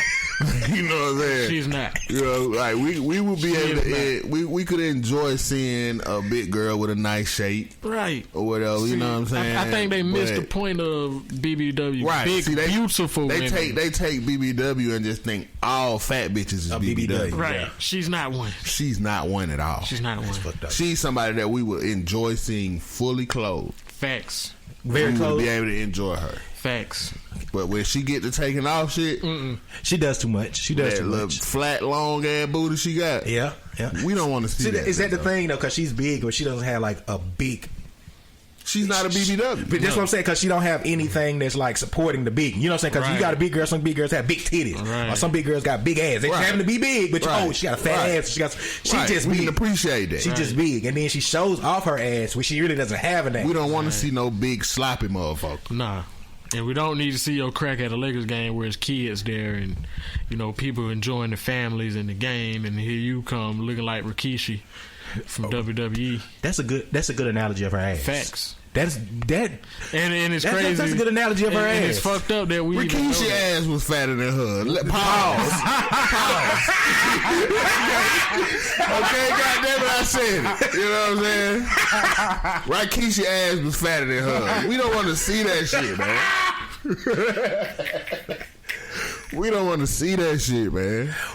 Is it kind of weird that, even though you brought up the Rikishi ass, it's weird that we know. It's weird that we was excited to see him do his junk with his ass, bro. Like, we knew what was coming. You know what I'm saying? Oh, shit, he finna put his ass in a nigga face. Right. Pause. Yeah. But that is what he did. Yeah. He did put his ass in niggas' faces. Facts. Yeah. Wow. Yeah. But good point, though. She does. I'm not going to agree with Rikishi got a fatter ass, but I can agree that her ass do look like Rikishi's ass and that thing. That's a good goddamn point, though. That's a good motherfucking point. So, Lizzo, I don't have any... I don't even like her music that much. I was going to say, let me get into the defense of her in one way, because people are always talking about how she just popped up and all this shit. The one thing I can say about Lizzo is Lizzo really been around for a minute. Facts. And my kids my kids knew about Lizzo before, because she was big on YouTube. Right. She's big in person. Okay, man. I'm trying to defend her music. I'm trying to defend her because everybody always got something to say about her music and like, oh, she was an industry plan and all of that shit. But she really grinded to get where she was at. Because I didn't know of a Lizzo for years, but my kids knew of Lizzo for years. Right. And then when she finally popped, it was like, it's certain motherfuckers on YouTube that be big. Even the Queen Naja girl. Like, it's a lot of these motherfuckers that be big as fuck on YouTube, but if you're not like dedicated to YouTube like kids, I say kids and teenagers are dedicated to YouTube, so they're always finding shit and hearing shit more than us adults. And then we listen to YouTube and watch YouTube, but kids are on another level when it comes to YouTube, so they're ahead of the curve. So I'm giving Lizzo that props, because everybody like, oh yeah, she ain't been around. Like, no, the bitch been around for, the female has been around for a minute. I shouldn't call her a bitch. She been around for a minute, so some of her music straight. Not something I'm just gonna be jamming to, but I'm talking about as far as like my kids listen to it, my girls listen to it, so I'm like, okay, it's cool. I'm gonna do her ass out. We would appreciate you doing like mukbangs or some shit. What? You know what is that? Where they sit on there and eat food and shit. Nah, bro, let's not encourage her to get fatter. I mean, she's encouraging it herself. You know, I would rather see Lizzo do that. You don't look in the mirror and you're not happy when you look in the mirror, Lizzo. No, you're not. I don't think they. I kind of feel you're not gonna put that on. I feel she's got. That's why she does all the extra. Right. That's why she's always showing her ass off. Yeah. I think. Right. That's me personally. That's me personally. I've always felt like a woman that's always showing off so much.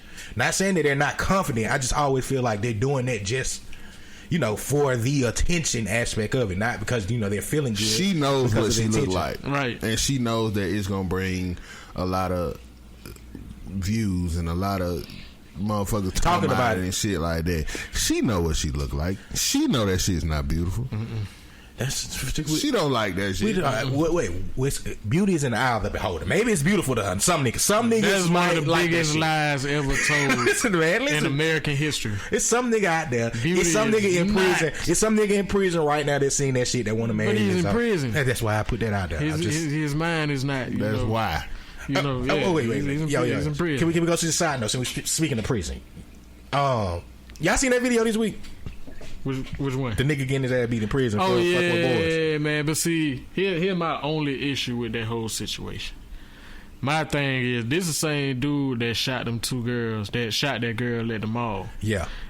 Right there at the entrance. Yeah. He shot one of them and he pistol whipped the other one. Okay. Yeah. Now, the girl that he shot was 16 years old. That was his girlfriend. The nigga was 25 at the time. My thing, he ain't had no business with no R. Kelly. What? Yeah, R. Kelly.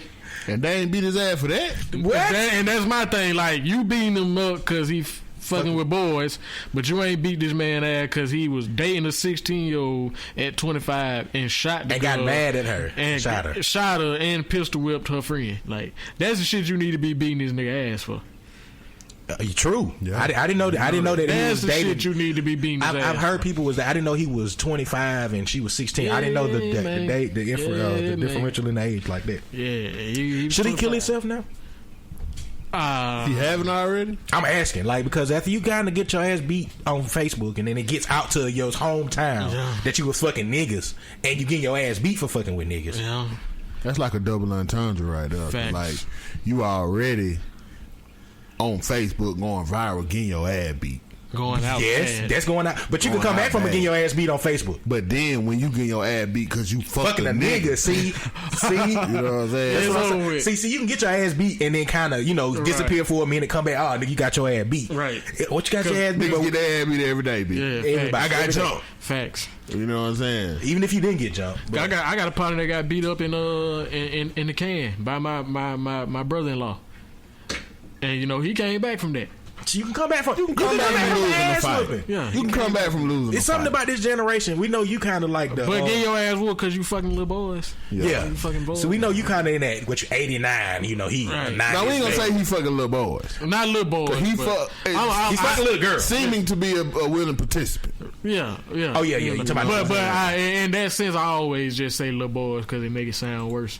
So I just like to throw that in there, even though it could be a willing participant who's a grown ass man. I'ma still say little boys. Because if he raped the nigga, that'll be way different. That gonna make me look at the niggas who jumped him a little different. Right. Like, because he raped him. But if he didn't rape him, I think it might have been a willingly. It might have been one of the. Oh no, it was willingly. I can see you getting beat up for fucking a punk more than I can see you for getting beat up for raping a punk. Right. Like, how much time does he doing? He not doing life though, is he? He probably got a good long ass time. Oh yeah, he got a decent amount of time. But he got a release date, is what I'm saying. That's aggravated assault, my nigga. And you did that shit in public at the mall. Yeah, he gonna probably sit. got him a good 20. He gonna sit for a little while. Okay, that's a long time. But I mean, I'm willing to sit 20 years for some pussy. Just for the record. Just for the record. At least I know I got. You got a release date. You got a release date. That's a long time to be getting your ass beat and going out bad. Cause you fucking boy. You gotta understand the inside world be seeing this shit even quicker than the outside world a lot of times. So this shit is spread across every fucking facility in the whole state of Georgia. Yeah, I can believe that. I can believe that. So when you get moved to another facility and they see your face, so that buddy, now you finna go through this shit all over again. Now let me ask y'all a question. Cause shout out to the Stepper. Me and Stepper was talking about this a couple days ago. If a nigga go to jail fucking with punks. For our listeners that don't know what punks is, they're the I know a few men that dresses faggots. Ooh, come on, we can't say the F word, but we got listeners, bro. I keep telling you, the dudes that mess with punks, the men that go to prison that think they're women or act like women. Don't you think that they had to be messing with punks when they were on the outside?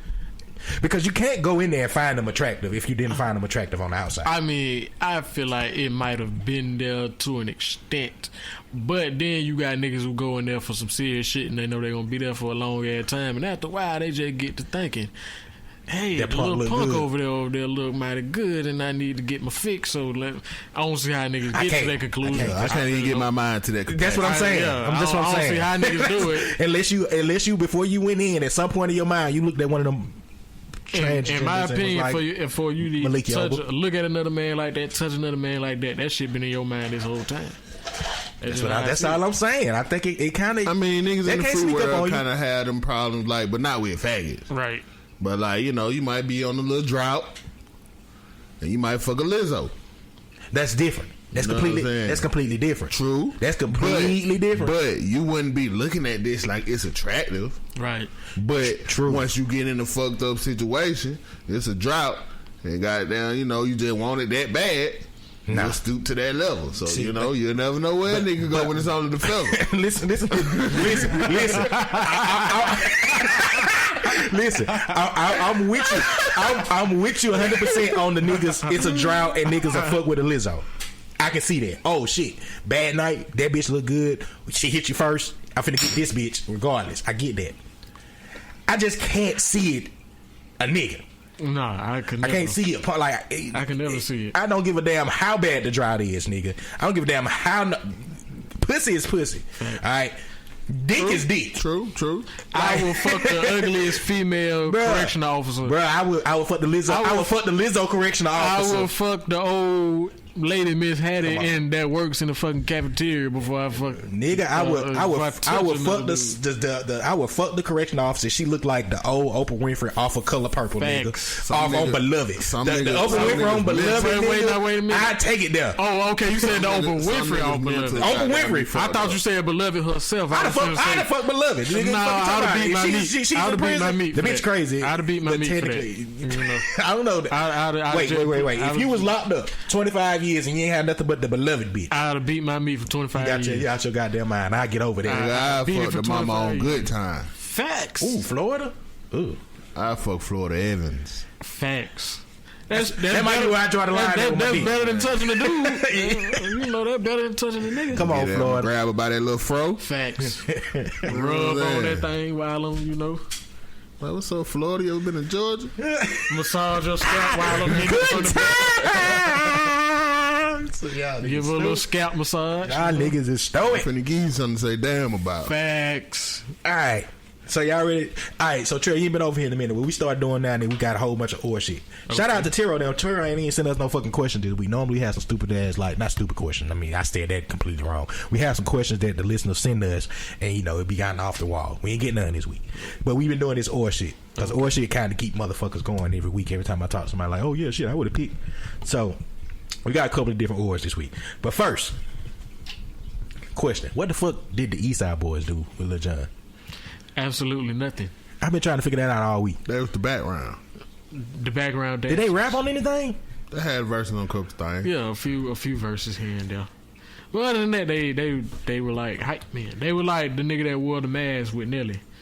Yeah. They didn't do shit for real. Yeah, you right. I mean, they was on the song. Like, when you hear a nigga be like, right. What? Yeah.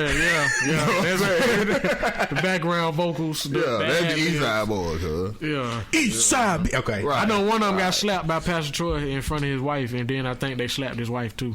I think that it was either Lil Bo or Big Sam. It was one or two. But wait, one of them, Pastor Troy slapped them and his wife? Yeah, man. Pastor Troy right here, Gucci Man. I ain't really agree with the slapping his wife part, but you know, I think that was a little bit extra. I mean, if the bitch deserve to get slapped. But you know, she might have had popped off at her mouth trying to defend her husband, and you know how that goes. See, so it could have been a reaction. Maybe he slapped her and she jumped up. Like, bitch, get back. You might have stepped into the fire and got shit slapped out of you. But he didn't knock her out. Nah. All right, see, that's all that matters. If he didn't, let me stop saying that shit for these women start getting mad at us, man. I mean, if you slap her, you might well knock her out. Facts.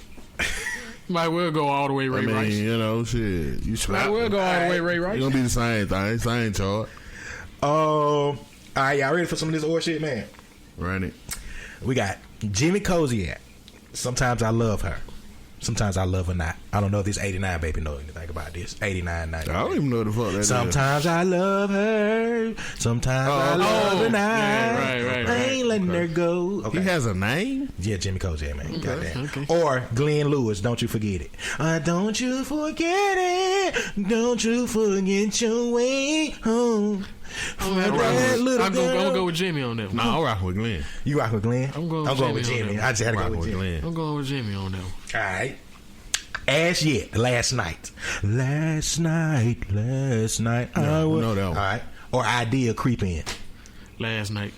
Meet me at the Creep In. I don't know. Creep In with that shit. I got what you seeking. But last night was just a little bit more, you know. That's a little bit more classic, man, because you hear that a lot more often. Even when those songs came out, you heard that one. Talking about last night. Yeah, last night is a classic. This is a classic, man. Then a motherfucker. I don't know about that. I like that. Creep In. Now, that's a good. This is a good one. This is a good one. I like Creep In though, but I might go with last night too though. I'm going with it just like you're saying though, because I feel like it's a little bit more classic. Right. Because you'll hear that in the playlist before you probably hear Creep In. Don't Creep In. Right got there. I'm going. That how the song come on? Hey girl, how you been? Anything? Been a minute since I talked to you. Something that takes me so long to get out to you. I can't remember how the beat start out. I just know how to start the song. I might go with Ass Yet though. both of them ain't really got number one song. So you know, facts. Oh, we finna get. AJ got a couple songs.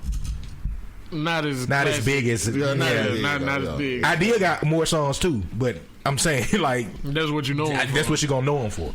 SWV or In Vogue. Ooh. Come on with it. Ooh. SWV or In Vogue. Sister with what? I'm gonna say SWV. I'm rocking with In Vogue, man. I'm riding with the Sister with Voices. I'm gonna say SWV. I'm riding with Sister with Voices. Yeah. SWV. I'm gonna say SWV on that one. Okay. You said you gonna In Vogue more classic than SWV. Whoa. I don't know no more. No, I'm not gonna say that. I think we pushing it with that one. In Vogue more legendary, bro. I'm not gonna say that either. I'm not even going there with that one. In Vogue sang the Mr. Cooper song, bro. That's fine. But SWV got Rain and Weak and I'm not saying In Vogue ain't a classic group because In Vogue was out before SWV. True. But SWV probably has put themselves on that timeless classic level. Don't In Vogue sing the Sister song too? I think they do. Sister. I don't know. Yeah, that's In Vogue, girl. Yeah. Come on, man. Them folk classic, man. Come on, man. I'm still riding with SWV. I fuck with In Vogue though. I fuck with In Vogue, bro. All right, Boyz II Men or New Edition. New Edition.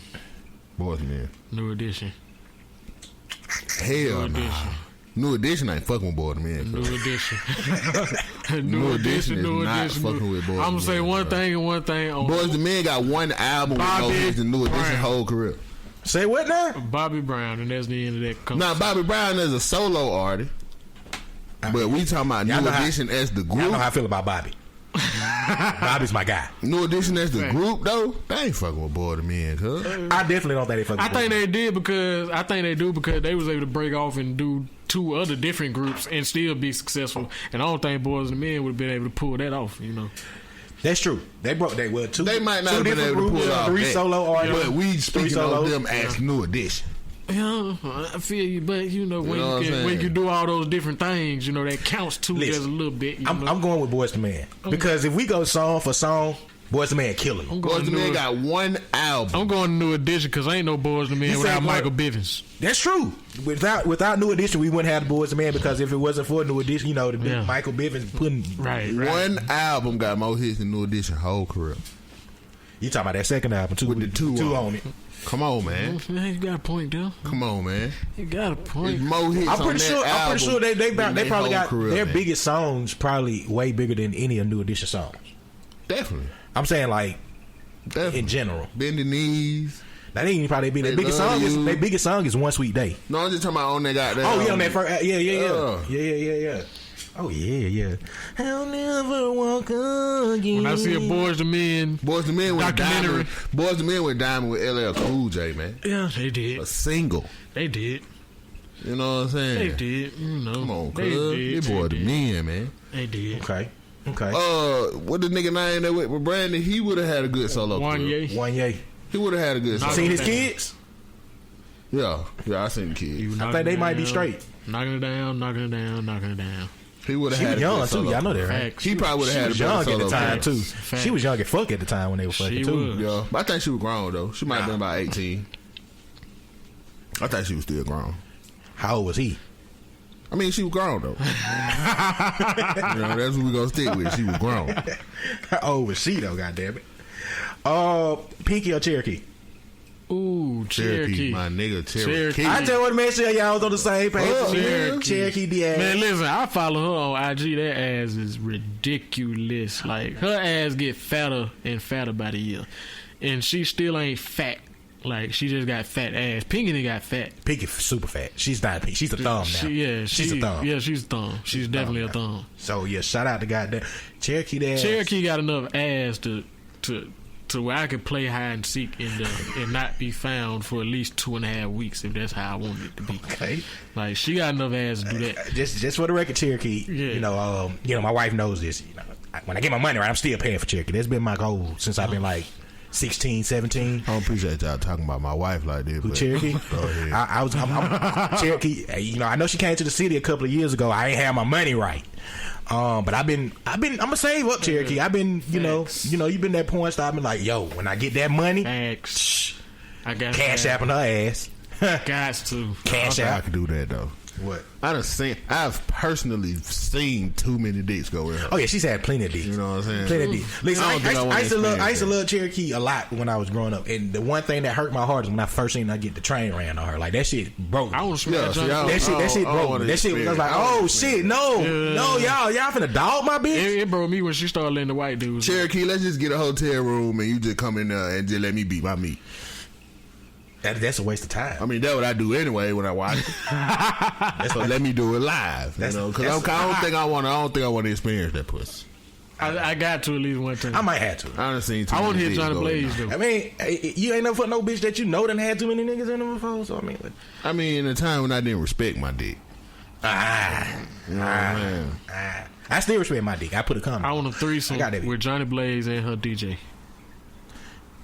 Johnny Blaze and her DJ. Johnny Blaze is you follow her on Instagram, don't you, Trey? You know how I know? Because you be liking all her shit, nigga. Facts. When I go on Instagram, I be like, Trey be liking Johnny Blaze got a porno her and she whacking that shit. Johnny Blaze got a porno? Yeah. And she whacking that shit. Yeah. Oh, I ain't see that shit. Whack. That's how she got known first and foremost, the porno. Then she went to reality TV. Then they found out she fucking a white dude. Then she was fucking with Drake. Then she was fucking with Bow Wow. Her porno is trash, cuz. I work it. Yeah, it's trash. Black China trash? I ain't seen no Black China porno. Black China was so still trying to get hit. Yeah, don't make no damn that's why I'm saying that was what trash. all that plastic do. She was trash. Not the fake porn. I'm talking about the one when she was sucking dick. The other shit wasn't Black China. Everybody kept trying to say it was Black China. The other one Black China. That one Black China. But the one where she was giving neck like that was hard. That was the worst shit I've seen. That was so funny. I mean, I wouldn't hold that against her though. I would, man. Why wouldn't you hold that against her? I wouldn't hold that against her. Like, what the fuck is these niggas going crazy for this bitch for then? Fat, boy. It's plastic though. Yeah.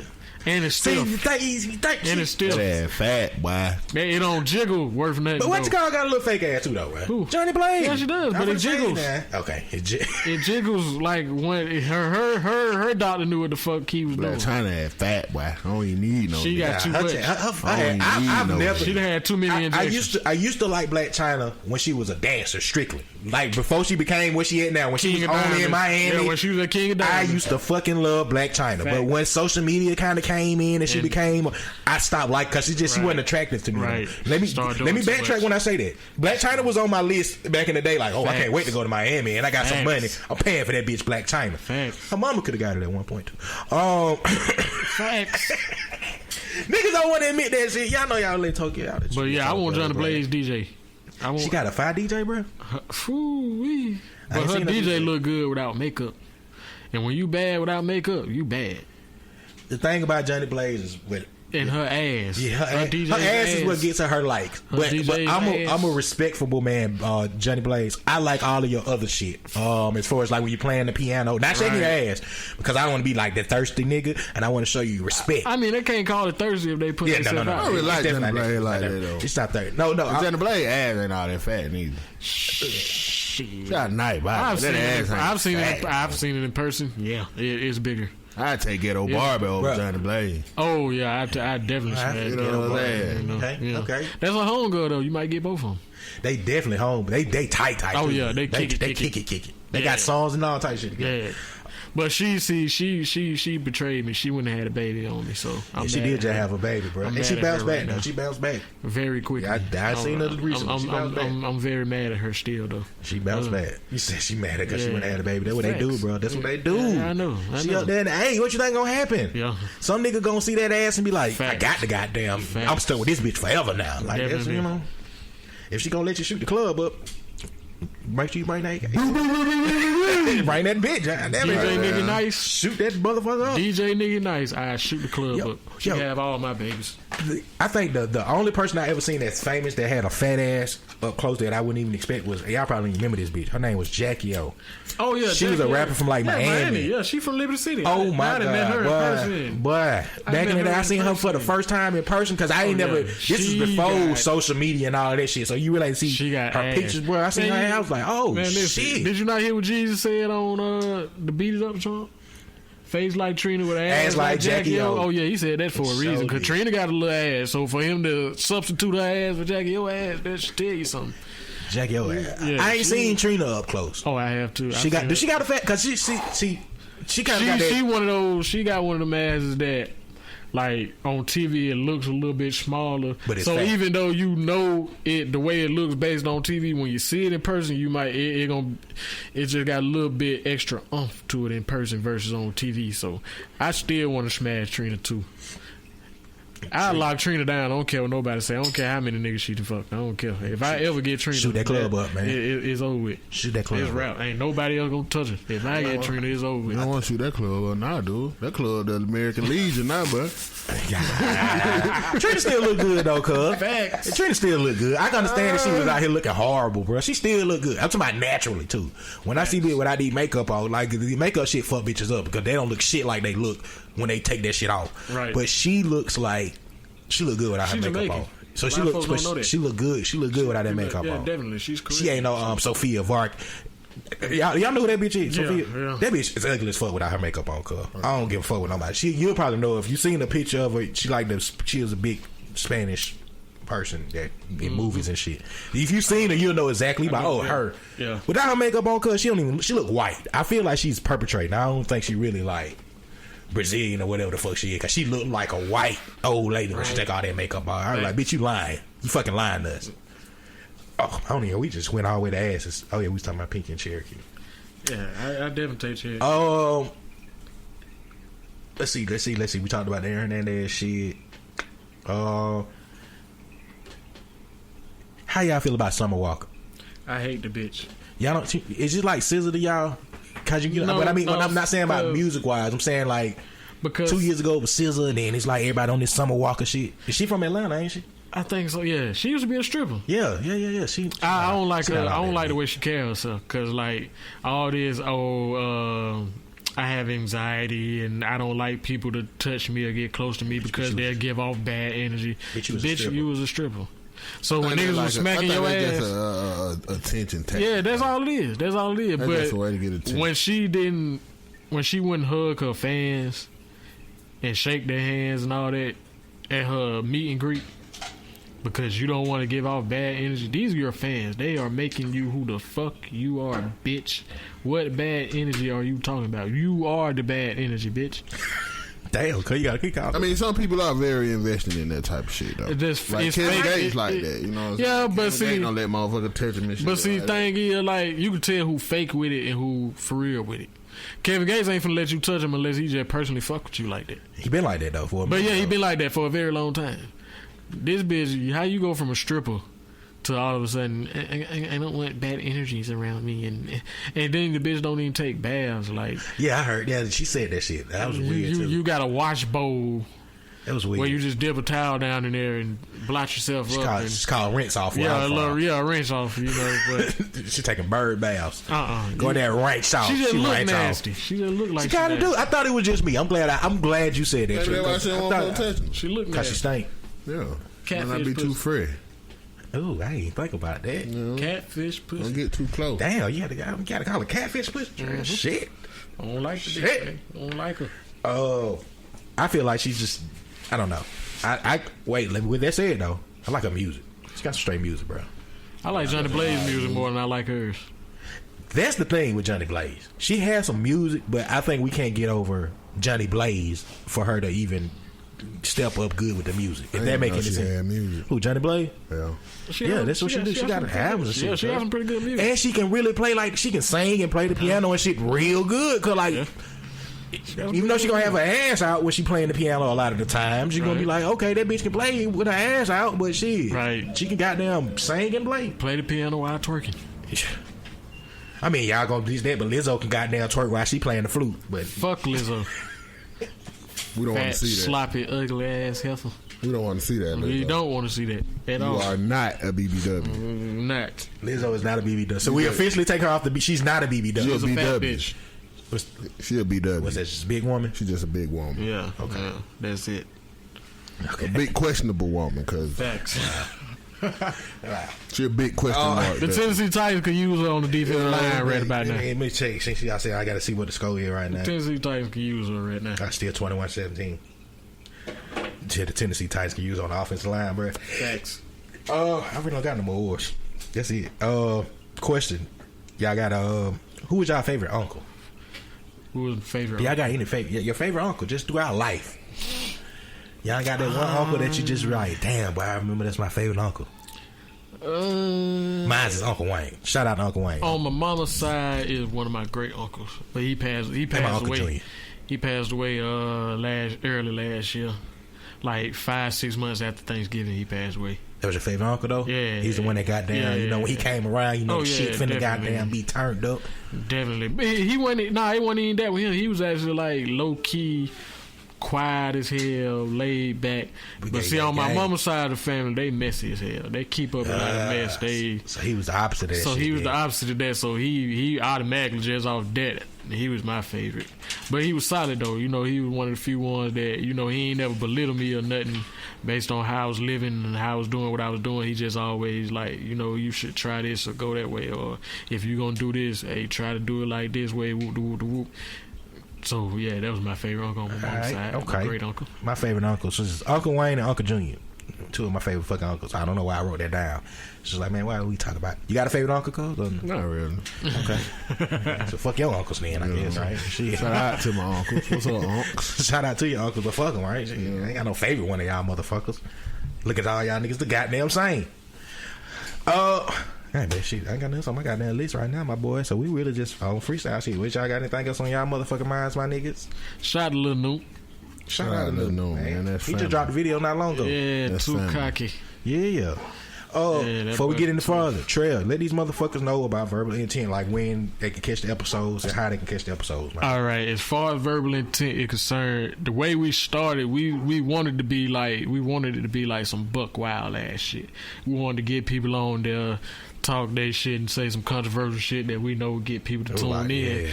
But we started having the issue with people like pulling up, like we would always put it out there, hey ladies, come through, kick it, whoop the whoop, and then we time to come do it, and they got some shit going on. Shit go flat. So we just like, fuck that. We just gonna start interviewing people. We're gonna pick a few people ourselves, and once we pick them few people, all of a sudden people gonna start hitting us up, and that's exactly what wound up happening. That's how it works. Know what I mean? Right. That's exactly how the shit happened. So with Verbal Intent, man, we just it's about the city, man. Like, and we're gonna take it further in the city, but we definitely just trying to shine light on everything that's going on in the city that we possibly can, and interview people, get them, you know, talk about their personal shit that y'all don't know about. You know, we want to get to know people a little bit better. You know, because we just had Trap, and I asked Trap, you know, questions like who started YSN, where he from, because a lot of folks don't know where he from. A lot of folks don't know that. A lot of folks don't know who started YSN. A lot of folks don't know where all that shit came from. So we ask them type questions, you know, let them speak to the people and, you know, just tell them a little bit more about themselves and all that type of shit. But we don't have a lot of interesting ass episodes coming. And another thing nigga need to know about Trap, he didn't just pop. The nigga really been grinding for a minute. A long I remember when time. he was behind somebody with, you know, YSN. He was like up under him at one point. Never. You know what I'm saying? Never. No, see, that's where a lot of the confusion came in. Okay. A lot of people thought that YSN started YSN. He did not. He didn't. Okay. Just when they was going out at the time. YSN Trap let it be known that he started YSN. Because everybody was like, he was saying like we was hollering squad at one point, and then everybody started getting out of control. Now all of a sudden everybody want to call themselves squad and this, that, and third. So you like, man, we gotta switch this shit up. So you like, fuck it, you know what I'm saying? He came home and like from being incarcerated or whatever, I think boot camp or something like that, I'm not 100% sure, but he was like, man, I'm gonna call this shit YSN, we gonna stamp it like that, and we gonna stand on it, and we gonna go with it. And it's grinding then. So he was never under. Okay, wait, let me rephrase that then. He wasn't under him, but at one point Neek was more of the person out for YSN. True. You get what I'm saying? Let's put it that way. He was the more of the rapper. Because Trap came, you know, Trap was rapping. But once again, that's where the confusion comes in. The way that seemed like to me, I don't even think he was ever YSN for real. Okay. He was just throwing that shit on his name and started telling people that he had came up with it, and then went from I mean, they fought with it because when Neek came over here, Trap was with him. Yeah, they was rocking with each other. They was definitely rocking with each other. But So they don't rock with each other no more? Nah, it ain't even that. It's just he just wanted to let it be known who came up with YZ. Well, ain't nothing wrong with Ain't that. nothing wrong with that. Ain't nothing wrong with it. That's why I don't want Trap to take it as no disrespect. But I mean, I seen his grind from where it was more like Neek was out here doing his thing. Fact, 'cause he and was doing Trap music with him. Yeah, they were doing and music now I with just him. seen you seen the shift of it. You seen how Trap just kept grinding, kept grinding. It's a and then where song he they at now. had called Mad Max. That shit came out a minute ago. Yeah. It was like back 2014 type shit. That was my first time hearing Trap. And when I heard him, he stood out. I was like, who is this young nigga here? I had never imagined that this nigga was gonna blow like how he popped like poppin'. he did, but I'm happy to see it As though. in say, if it's up there, it's stuck there. Yeah, nigga. yeah, like see that, and that's the crazy part when I did the fake Trump tweet and put it on my page. You did the shit. That was me. I create. That was me. I saw if it's up there, stuck there. Yeah. If it's up there, stuck there. Yeah, sing your ass up there. That Man, shit I got was so funny. many That shit was a shares Trump and tweet, fucking man. That shit was likes funny as and hell. comments, and I was like, it got so bad to the point where Trap took it himself from my page and posted on his IG and got over 1,000 likes on it. Like, That's I was what's like, up, yeah, though. like that's like if you mention that boy name, it's gonna jump. Oh yeah. If you mention him or Rudy name, it's gonna jump. That's why they the hottest. They got the biggest motherfucking buzz right now. Facts. Oh, well, besides them, who y'all feel like, not just in our city, let's go one more question. Who y'all think is gonna have the biggest 2020? I think last year we was predicting Blueface and the Baby on our show. Yeah. At the 2019, we was like, who we think gonna have? We thought it was gonna be Blueface. We thought Blueface was gonna have a bigger 2019 than the Baby. Right. But the Baby surpassed every fucking thing that we could even imagine last year. But what's up with them? How y'all feel about that whole situation? They locked up and shit. I hated the Baby. That whole at first. situation. I hated the Baby at first. No, I think he whacked that shit though. The other shit?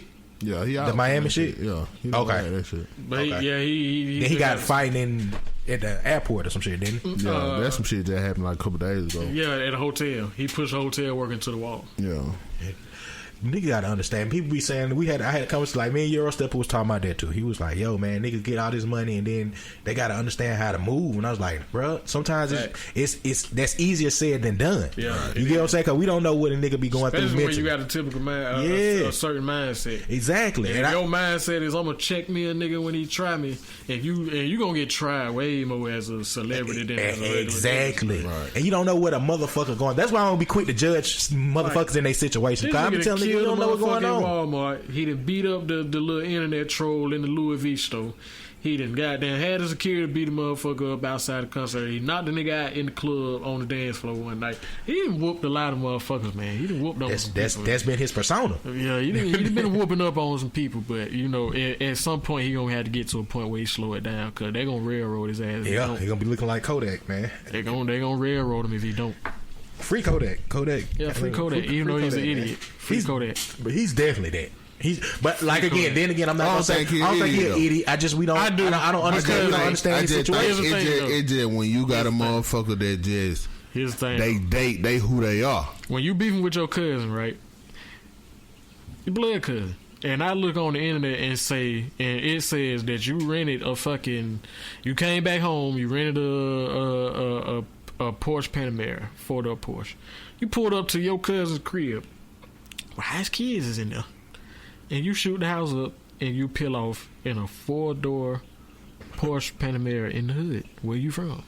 How dumb can you fucking be to think that they not gonna get your ass for that shit? Man. Like, you can't pull up in the hood in no damn Porsche, man, and But see, I just feel like shit out and I keep just it feel moving. like sometimes it's like some niggas put on a persona. Right. Yeah. And some For niggas really a are rap what they career. are. You know some what of I'm them- saying? some And of some them- niggas is just really that. Yeah, that's Kodak. They became That's really rappers. Kodak. Right, Yeah, right. became Kodak rappers. one of them niggas That's that really just Kodak. really that. You know what But I'm saying? still, you got to be a little Like bit Gucci was smarter. that at a point in time. Right. I Gucci feel was like definitely Gucci was that. that at a point in time. Yeah, Gucci he was was just definitely one of them niggas that was just really that. Yeah. That just happened to blow rapping. Facts. It wasn't a persona, you know what I Facts. mean?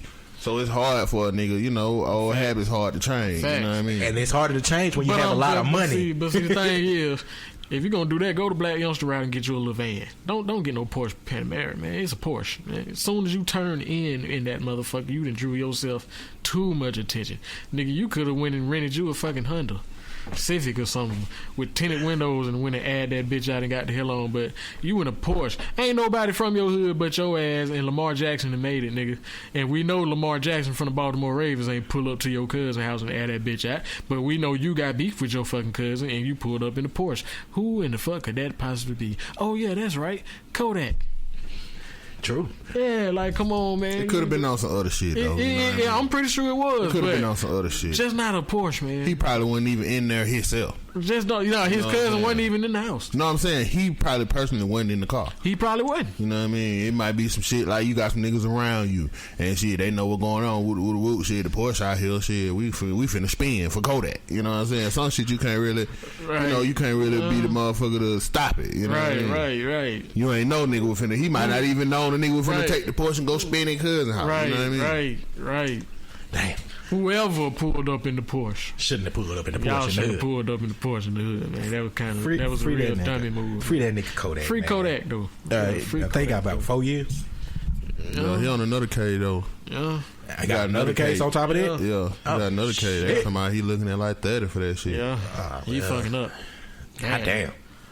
But you know he a real Zoe. He going down that Gucci route then. Yeah, he a real Zoe. Some niggas just built like that, man. Some niggas just that's who they are. Yeah, that's who Kodak is. You know what I mean? So Kodak don't play no game. You got a lot of niggas who just see we get so tied up in the industry niggas, right? That put on that persona, the niggas that wouldn't even dare do no shit like that. You know what I mean? And then when you see a nigga that's really like what they rapping like, right? And then we look at it like, oh, that nigga stupid. You know what I'm saying? But we really looking at the niggas who stupid is the niggas who putting on the persona. You know what I mean? Right. True that. 6ix9ine niggas. Right. He'll be home soon. Yeah, in 2 years. If he ain't home yet. In 2 years, they gave him 2 years. That nigga might be home already, bro. Yeah, he getting time service. He only had like a couple months left. Yeah, he gonna be at home, bro. True that. He gonna be at home. He gonna go overseas and drop my old shit and motherfuckers shit. How they gonna forward? He's definitely a bitch, snitch, all that good shit. But what else would you expect from him? It's not like he grew up in that shit, man. That's some shit that they. I blame the niggas. I blame the Treyway niggas because like y'all couldn't find nobody in y'all hood that was talented enough to because you don't have to be a culture vulture to make it in this industry. If you look at dudes who's doing the biggest, first of all, ain't nobody other than Drake doing bigger numbers from this generation other than Kendrick and J. Cole. And these niggas don't come halfway close to playing the role to a 6ix9ine nigga or a wannabe thug nigga. And Kendrick is actually a street nigga. A lot of folks don't know that. He from somewhere. He's real Pyru. Yeah, he from niggas don't know that just because he don't carry himself that way and put himself out there like that, they think he ain't gangster. No, I know niggas that knew the nigga growing up like from out that way. Like Holmes really was about that shit. So niggas transition, man, but I feel like shit like that come with age. It does. You know what I mean? That shit come with age and experience. You know what I mean? But then you got, I ain't gonna lie, you got some niggas who were just smarter from the start. Like I know this ain't your guy. But the boy Jeezy was just a little bit ahead of his. He was just ahead of his time mentally. He was smarter than a lot of them niggas. But then on the other end, he was a lot more of a persona too, though. Not all the way, because still to this day, all the solid BMF niggas still vouch for him. That's just, he wasn't a part of it. Yeah, I'm finna say but he wasn't like. But see, when you get to looking at the shit, when you break it down, Jeezy was not a part of BMF on the street side. Nah, he was a part of BMF. Like Big Meech met Jeezy, performed in the club. Yeah, you know what I'm saying? So he just took him like shit. I put some money behind you. But see, the thing is, I think only the lame niggas took that and ran with he was BMF on the street side. All the real solid niggas, we already knew what it was. But Jeezy still had a street name for himself even before he met Meech. Like he really was moving weight. Like Holmes really made $1 million on Madden Avenue and making. Like he was doing his thing, but as far like niggas like me and you, we know when it came to the BMF situation, he wasn't the street side of BMF. But now there was this one dude that snitched during the indictments, right? And he mentioned Jeezy's name, and he was like, there was this one particular incident where Jeezy pulled up on Meech and got like 4-5 keys from him. I don't know how true that is or not, but he damn sure threw Jeezy under the bus in that little situation. But once again, Jeezy was a lot smarter. Like G was already on some rap shit. He was multi-platinum by the time they really came down with the indictments. You wasn't finna catch this nigga with no dope by then. This man has sold millions of records now. He had a Boys in the Hood album that then went gold. His debut album that went multi-platinum. He sold 200,000 copies off Streets of Watching. Hell, he sold another 500,000 copies off the Trap or Die mixtape even before his debut album dropped. You wasn't finna catch this nigga with no dope. Y'all waited too late. See, they waited so late because they wanted to make sure they got Meech and his that's brother. who they want. They wanted Meech and his brother. That's who they wanted. Yeah. Anybody else they could get. See, I look at a nigga like Jeezy like I look at a nigga like Jeezy like Jeezy was like a nigga that was just in the streets, but he wasn't like no big time nigga. I mean, he was on the dope end, but I don't think he was on no. I don't think he was a big time nigga on the dope end. You know what I mean? Cause like even if you go back like on his shit, like the nigga Mailman, right? Who was his partner, right? That's the nigga who put up all the money and built the studio and all that shit for him to start rapping. If you got the money, why the fuck another nigga got to put the money up? I think, you know what I'm saying? But see, once again, I think they go back to Jeezy being a little bit smarter than niggas. Understanding, like, if you a big time dope boy, right, and you get to throwing away all this money, spending all this money, feds is coming and they want to know where all this money is coming from. You doing? They ain't come behind you getting no studio equipment. No, not no studio equipment, but you know, after a while, it's gonna get to a point where you gonna start getting this shine, and the spotlight gonna be on you when it happens. And when the spotlight was on BMF like that, they throwing all these extravagant parties, y'all pulling up the parties, 30 Porsches and Lambos and Benz is deep. Like, I think Jeezy just knew a little bit better than that. I honestly believe he knew. Because see, the thing is, Coach K used to manage Gucci and Jeezy. Yeah. And Coach K even said out of his mouth, first of all, me and Jeezy ain't even on speaking terms. Like, our situation, when we fell out badly. We don't speak. He then said right after that, Jeezy really had $1 million before this rap shit. I can attest to that. Yeah, they say he had his $1 million at the. He really had it before this rap shit. I can attest, and this come out the mouth of a nigga who just told you we not even speaking to each other. We on very bad terms. We ain't even fucking with each other right now.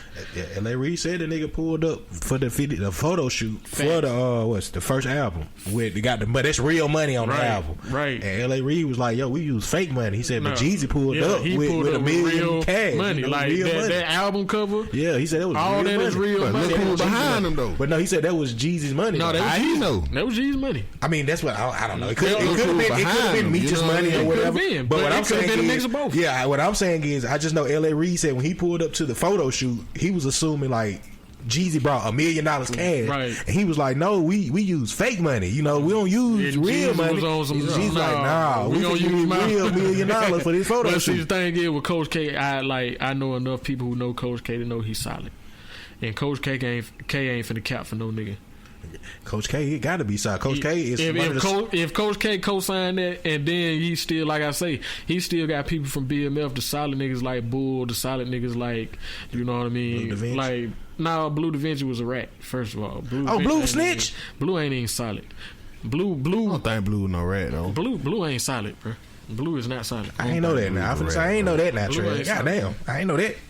I just never saw him as a solid nigga because the thing is, the whole Jeezy beef was just funny to me. Like, all of that was funny. Oh, you talking about between him and Blue? Yeah, none of that even really added up or made no type of sense. I just looked at that shit like the nigga took that shit personal. Right. Cause he looking at it like, nigga, shit, when it was BMF and we was out here kicking it and we were throwing the money and woo, we were looking like this, you was all the way 100 down, you was screaming BMF on your songs and this and that. But then when the heat come, you want to back away, you don't even know niggas. But you know what I'm saying? No, but see, it wasn't even like that. Cause like I say, J-Bo never had no issue with him. Bull never had no issue with him. See, you can't speak for a whole organization because eventually these people gonna come out and do interviews and speak for themselves. And when they start speaking for themselves and they still speaking highly of Jeezy, saying ain't no issue with Jeezy, you can go to a lot of official BMF niggas Instagram right now and you will find them putting up pictures with Jeezy shots of the Snowman. We fuck with that boy. Da da da. Them niggas ain't never had no real issue with Jeezy like that. What's him that nigga that ain't take it personal? What's what you call daddy name? Blackface. Calico. Yeah. His daddy was BMF. Yeah. What is that? Blackface. I seen his interview Yeah. when he was talking about the shit. Right. But he kind of didn't say nothing about Jesus. Right. He didn't say he had no beef with him. But I remember Blackface. I'm saying the name right. The thing is, Yeah. when you got this many members, right? Of But you know, course like them there's niggas gonna from be- Detroit. They from where? Detroit. Yeah, West. I know. Yeah, they from Detroit, They LA. branched out to the A. You know, Yeah, They branched off everywhere. Yeah, they from Detroit and yeah. LA. Most BMF niggas is from Detroit or somewhere in the LA area. Yeah. Like, and the thing is, like, not everybody took it that way. When you got a group of this many members, of course there's going to be somebody that's going to look at this nigga and be like, hey, he flawed, he doing. Then you got niggas who know better. Like, first of all, Bull got 4 years. He was lucky to get 4 years. He was like Meech's right hand, damn near. Everywhere Meech went, Bull was right there. He didn't snitch? No, he ain't rat. He didn't rat. He only got 4. They must have Only had got shit 4 on him. years. They had shit on him. And that's how the Fed cases work. See, when Feds only come when they know they got something. That's why they have such a high conviction rate. They have a 98% conviction rate. Yeah, because they don't come until they got something. They don't come until they know they got know what something. they doing. They know exactly what they doing. But see, here's the thing about that. When you get caught, it's based on what they catch you with, depending on the time and all that type shit that you get. Like with Meech and them, they ain't even really had no dope on the table with Meech, but they had them on phone taps. You know what I mean? So they don't have to have the dope on the table when they got you on the phone taps. Yeah, they give you the RICO conspiracy, Yeah, they give you shit RICO. like that. And that's how them niggas wind up getting 30 years. Meech wind up getting his brother fucked up. Because, see, they could have been got Meech. I read the indictments. They had shit on Meech and his brother from way back in the 90s from when they were still in Detroit. Smart as fuck. From when they were still in Detroit.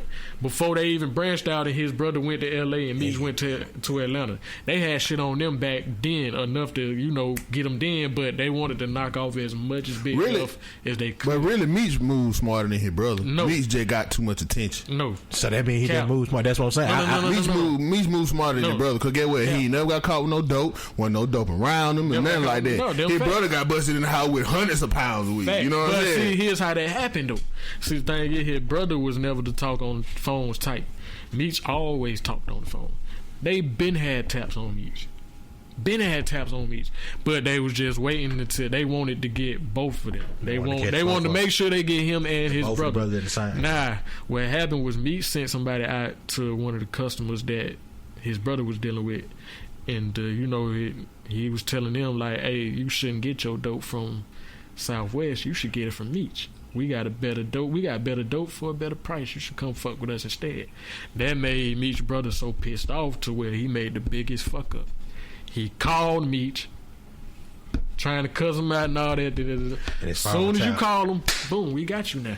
Because they been had Meech tap. They just could not catch Southwest because he always switched his phones. He switched his numbers 1,000 times, and he did not do much talking on the phone. But now when you get so pissed off over some bullshit that happened that you call Meech, boom, we got your ass now. Now we got both of you. Shit. But see, he probably could have wagged that phone if he didn't have all that dope when they called him. Facts. You know what I'm saying? Them big facts. I must agree with that statement. He didn't have all that dope when he called him. He could have wagged that phone. As far as the Jesus shit, like him and Meech, they fell out. You know what I mean? But like at the same time, this is the same Meech that fell out with his own blood brother. I think a lot of Big Meech shit. Big Meech in jail for the game. Yeah. You know what I'm saying? It ain't no dope shit. No. He's in jail for the RICO. He got them running the criminal organization. Right, that's what he locked up for. Cause that's what fucked him up, the phone taps. Cause they ain't catching Meech with no dope. Meech was smart enough not to get caught with no dope.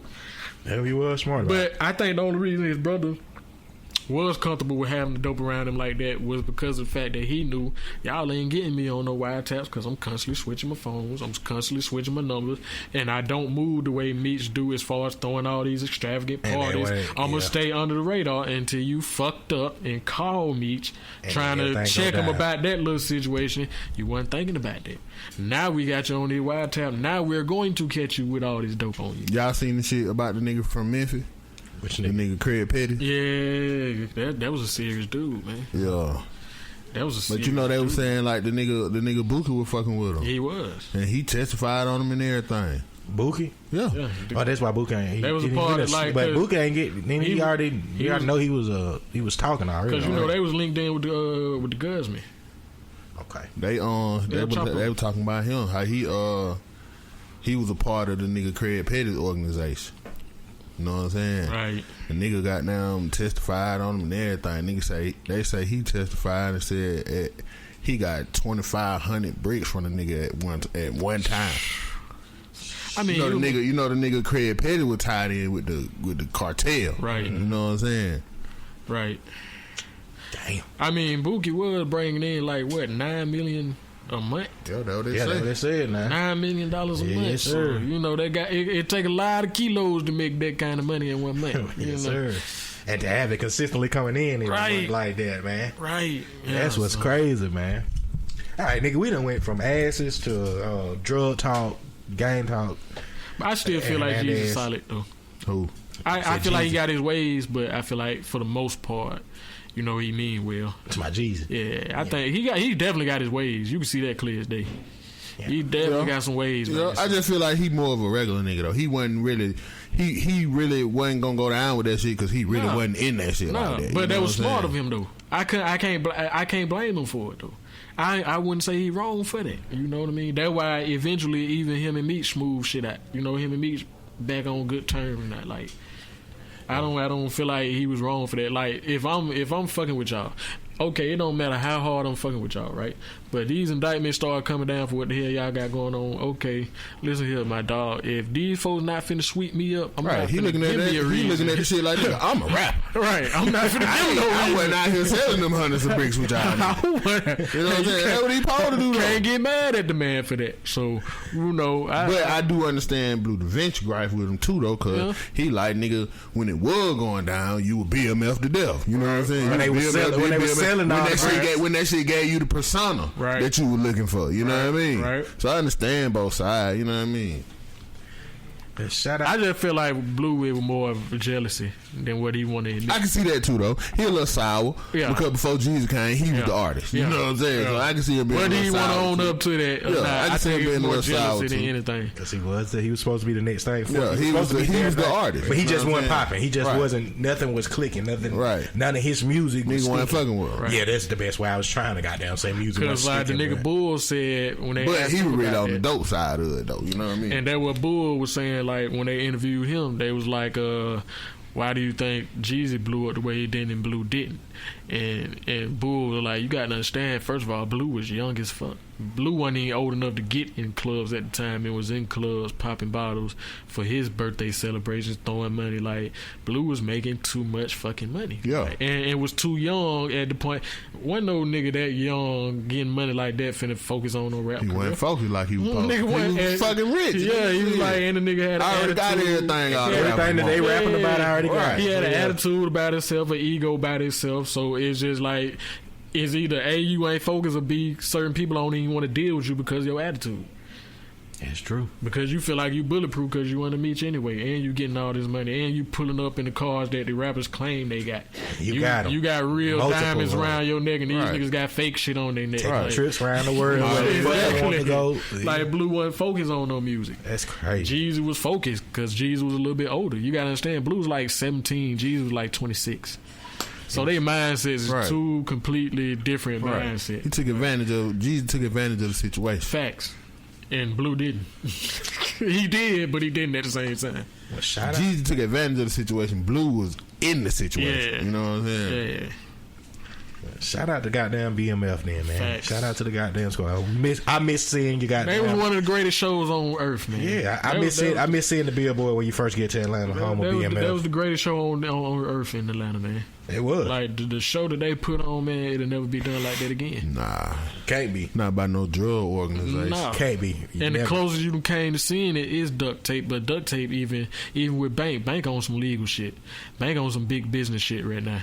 Bank on some real money type shit. He doing movies, owning restaurants, got the shit show going, got the podcast Nigga was in the going. video. He was in Future and Drake new video too. Right. You know, so he that's the closest you gonna see the niggas just doing it that big. And But they ain't doing it that big though. I mean, Nah, They ain't doing it that. They ain't no, doing not that like big. that because they ain't doing the same type of shit. Because here's the thing: why would Big Bank go throw a party and have big ice sculptures with his name that say Big Bank that's taller than him? You gotta understand, Big Meech is a tall, big ass. I mean, he can do it though, cause He can do it. he can show for his money. Yeah, Big See, Meech was a street right, nigga, but you know what it I'm still saying? wouldn't be a smart idea because Duct Tape still Duct Tape. That's what a lot of folk got to understand. It's still duct tape. You know, they still not playing with nobody about nothing. But what happened to Alley Boy then, man? Man, Alley Boy getting money. Get money. Alley Boy ain't even focused on it. He started getting so much money to the point he stopped focusing on the rap shit.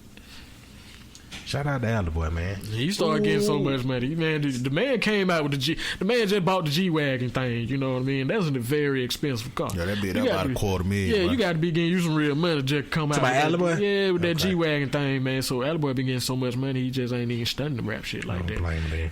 He's still doing it, but he just ain't focused on it like that. I don't blame him, He man. getting too much money. Shit, get that money then. Alright, my niggas, bro, we done gave these motherfuckers a good goddamn 2-hour episode today, my nigga. And we goddamn, so y'all motherfuckers are gonna be like, oh shit, y'all got a whole bunch of motherfucking shit to talk about with us this week, goddamn it. Anything else on y'all mind, my brothers? Not at all. We'll get out this motherfucker. Alright, well shit. Shout out to the city, man. And shout out to the city, nigga. Shout out to goddamn NTG Trail, No Talk Gang Trail coming through this motherfucker, Verbal Intent. You know what I'm saying? Podcast. Y'all gonna see us over there. You know, soon eventually we gonna be on that motherfucker. Again, February 7th, Club Visions. Be in this motherfucker. March 7th, Buena Vista. Be in that motherfucker. Buena Vista, Georgia. For the long time coming comedy tour. God damn it, man. You got it right. God damn it. With me, comedian DK. I forgot the other people's names. I don't want to say everybody else's name because I don't want to fuck y'all names up. But yeah, make sure y'all goddamn participate in that shit. Whatever. You said nothing else on your mind, my brothers? Y'all good? No, not at all. All right, my guy. Trey, thank you for coming through, my boy. You know, you fam. You come through anyway, my nigga. So, you know. Shit. We see y'all motherfuckers next episode. Out of here.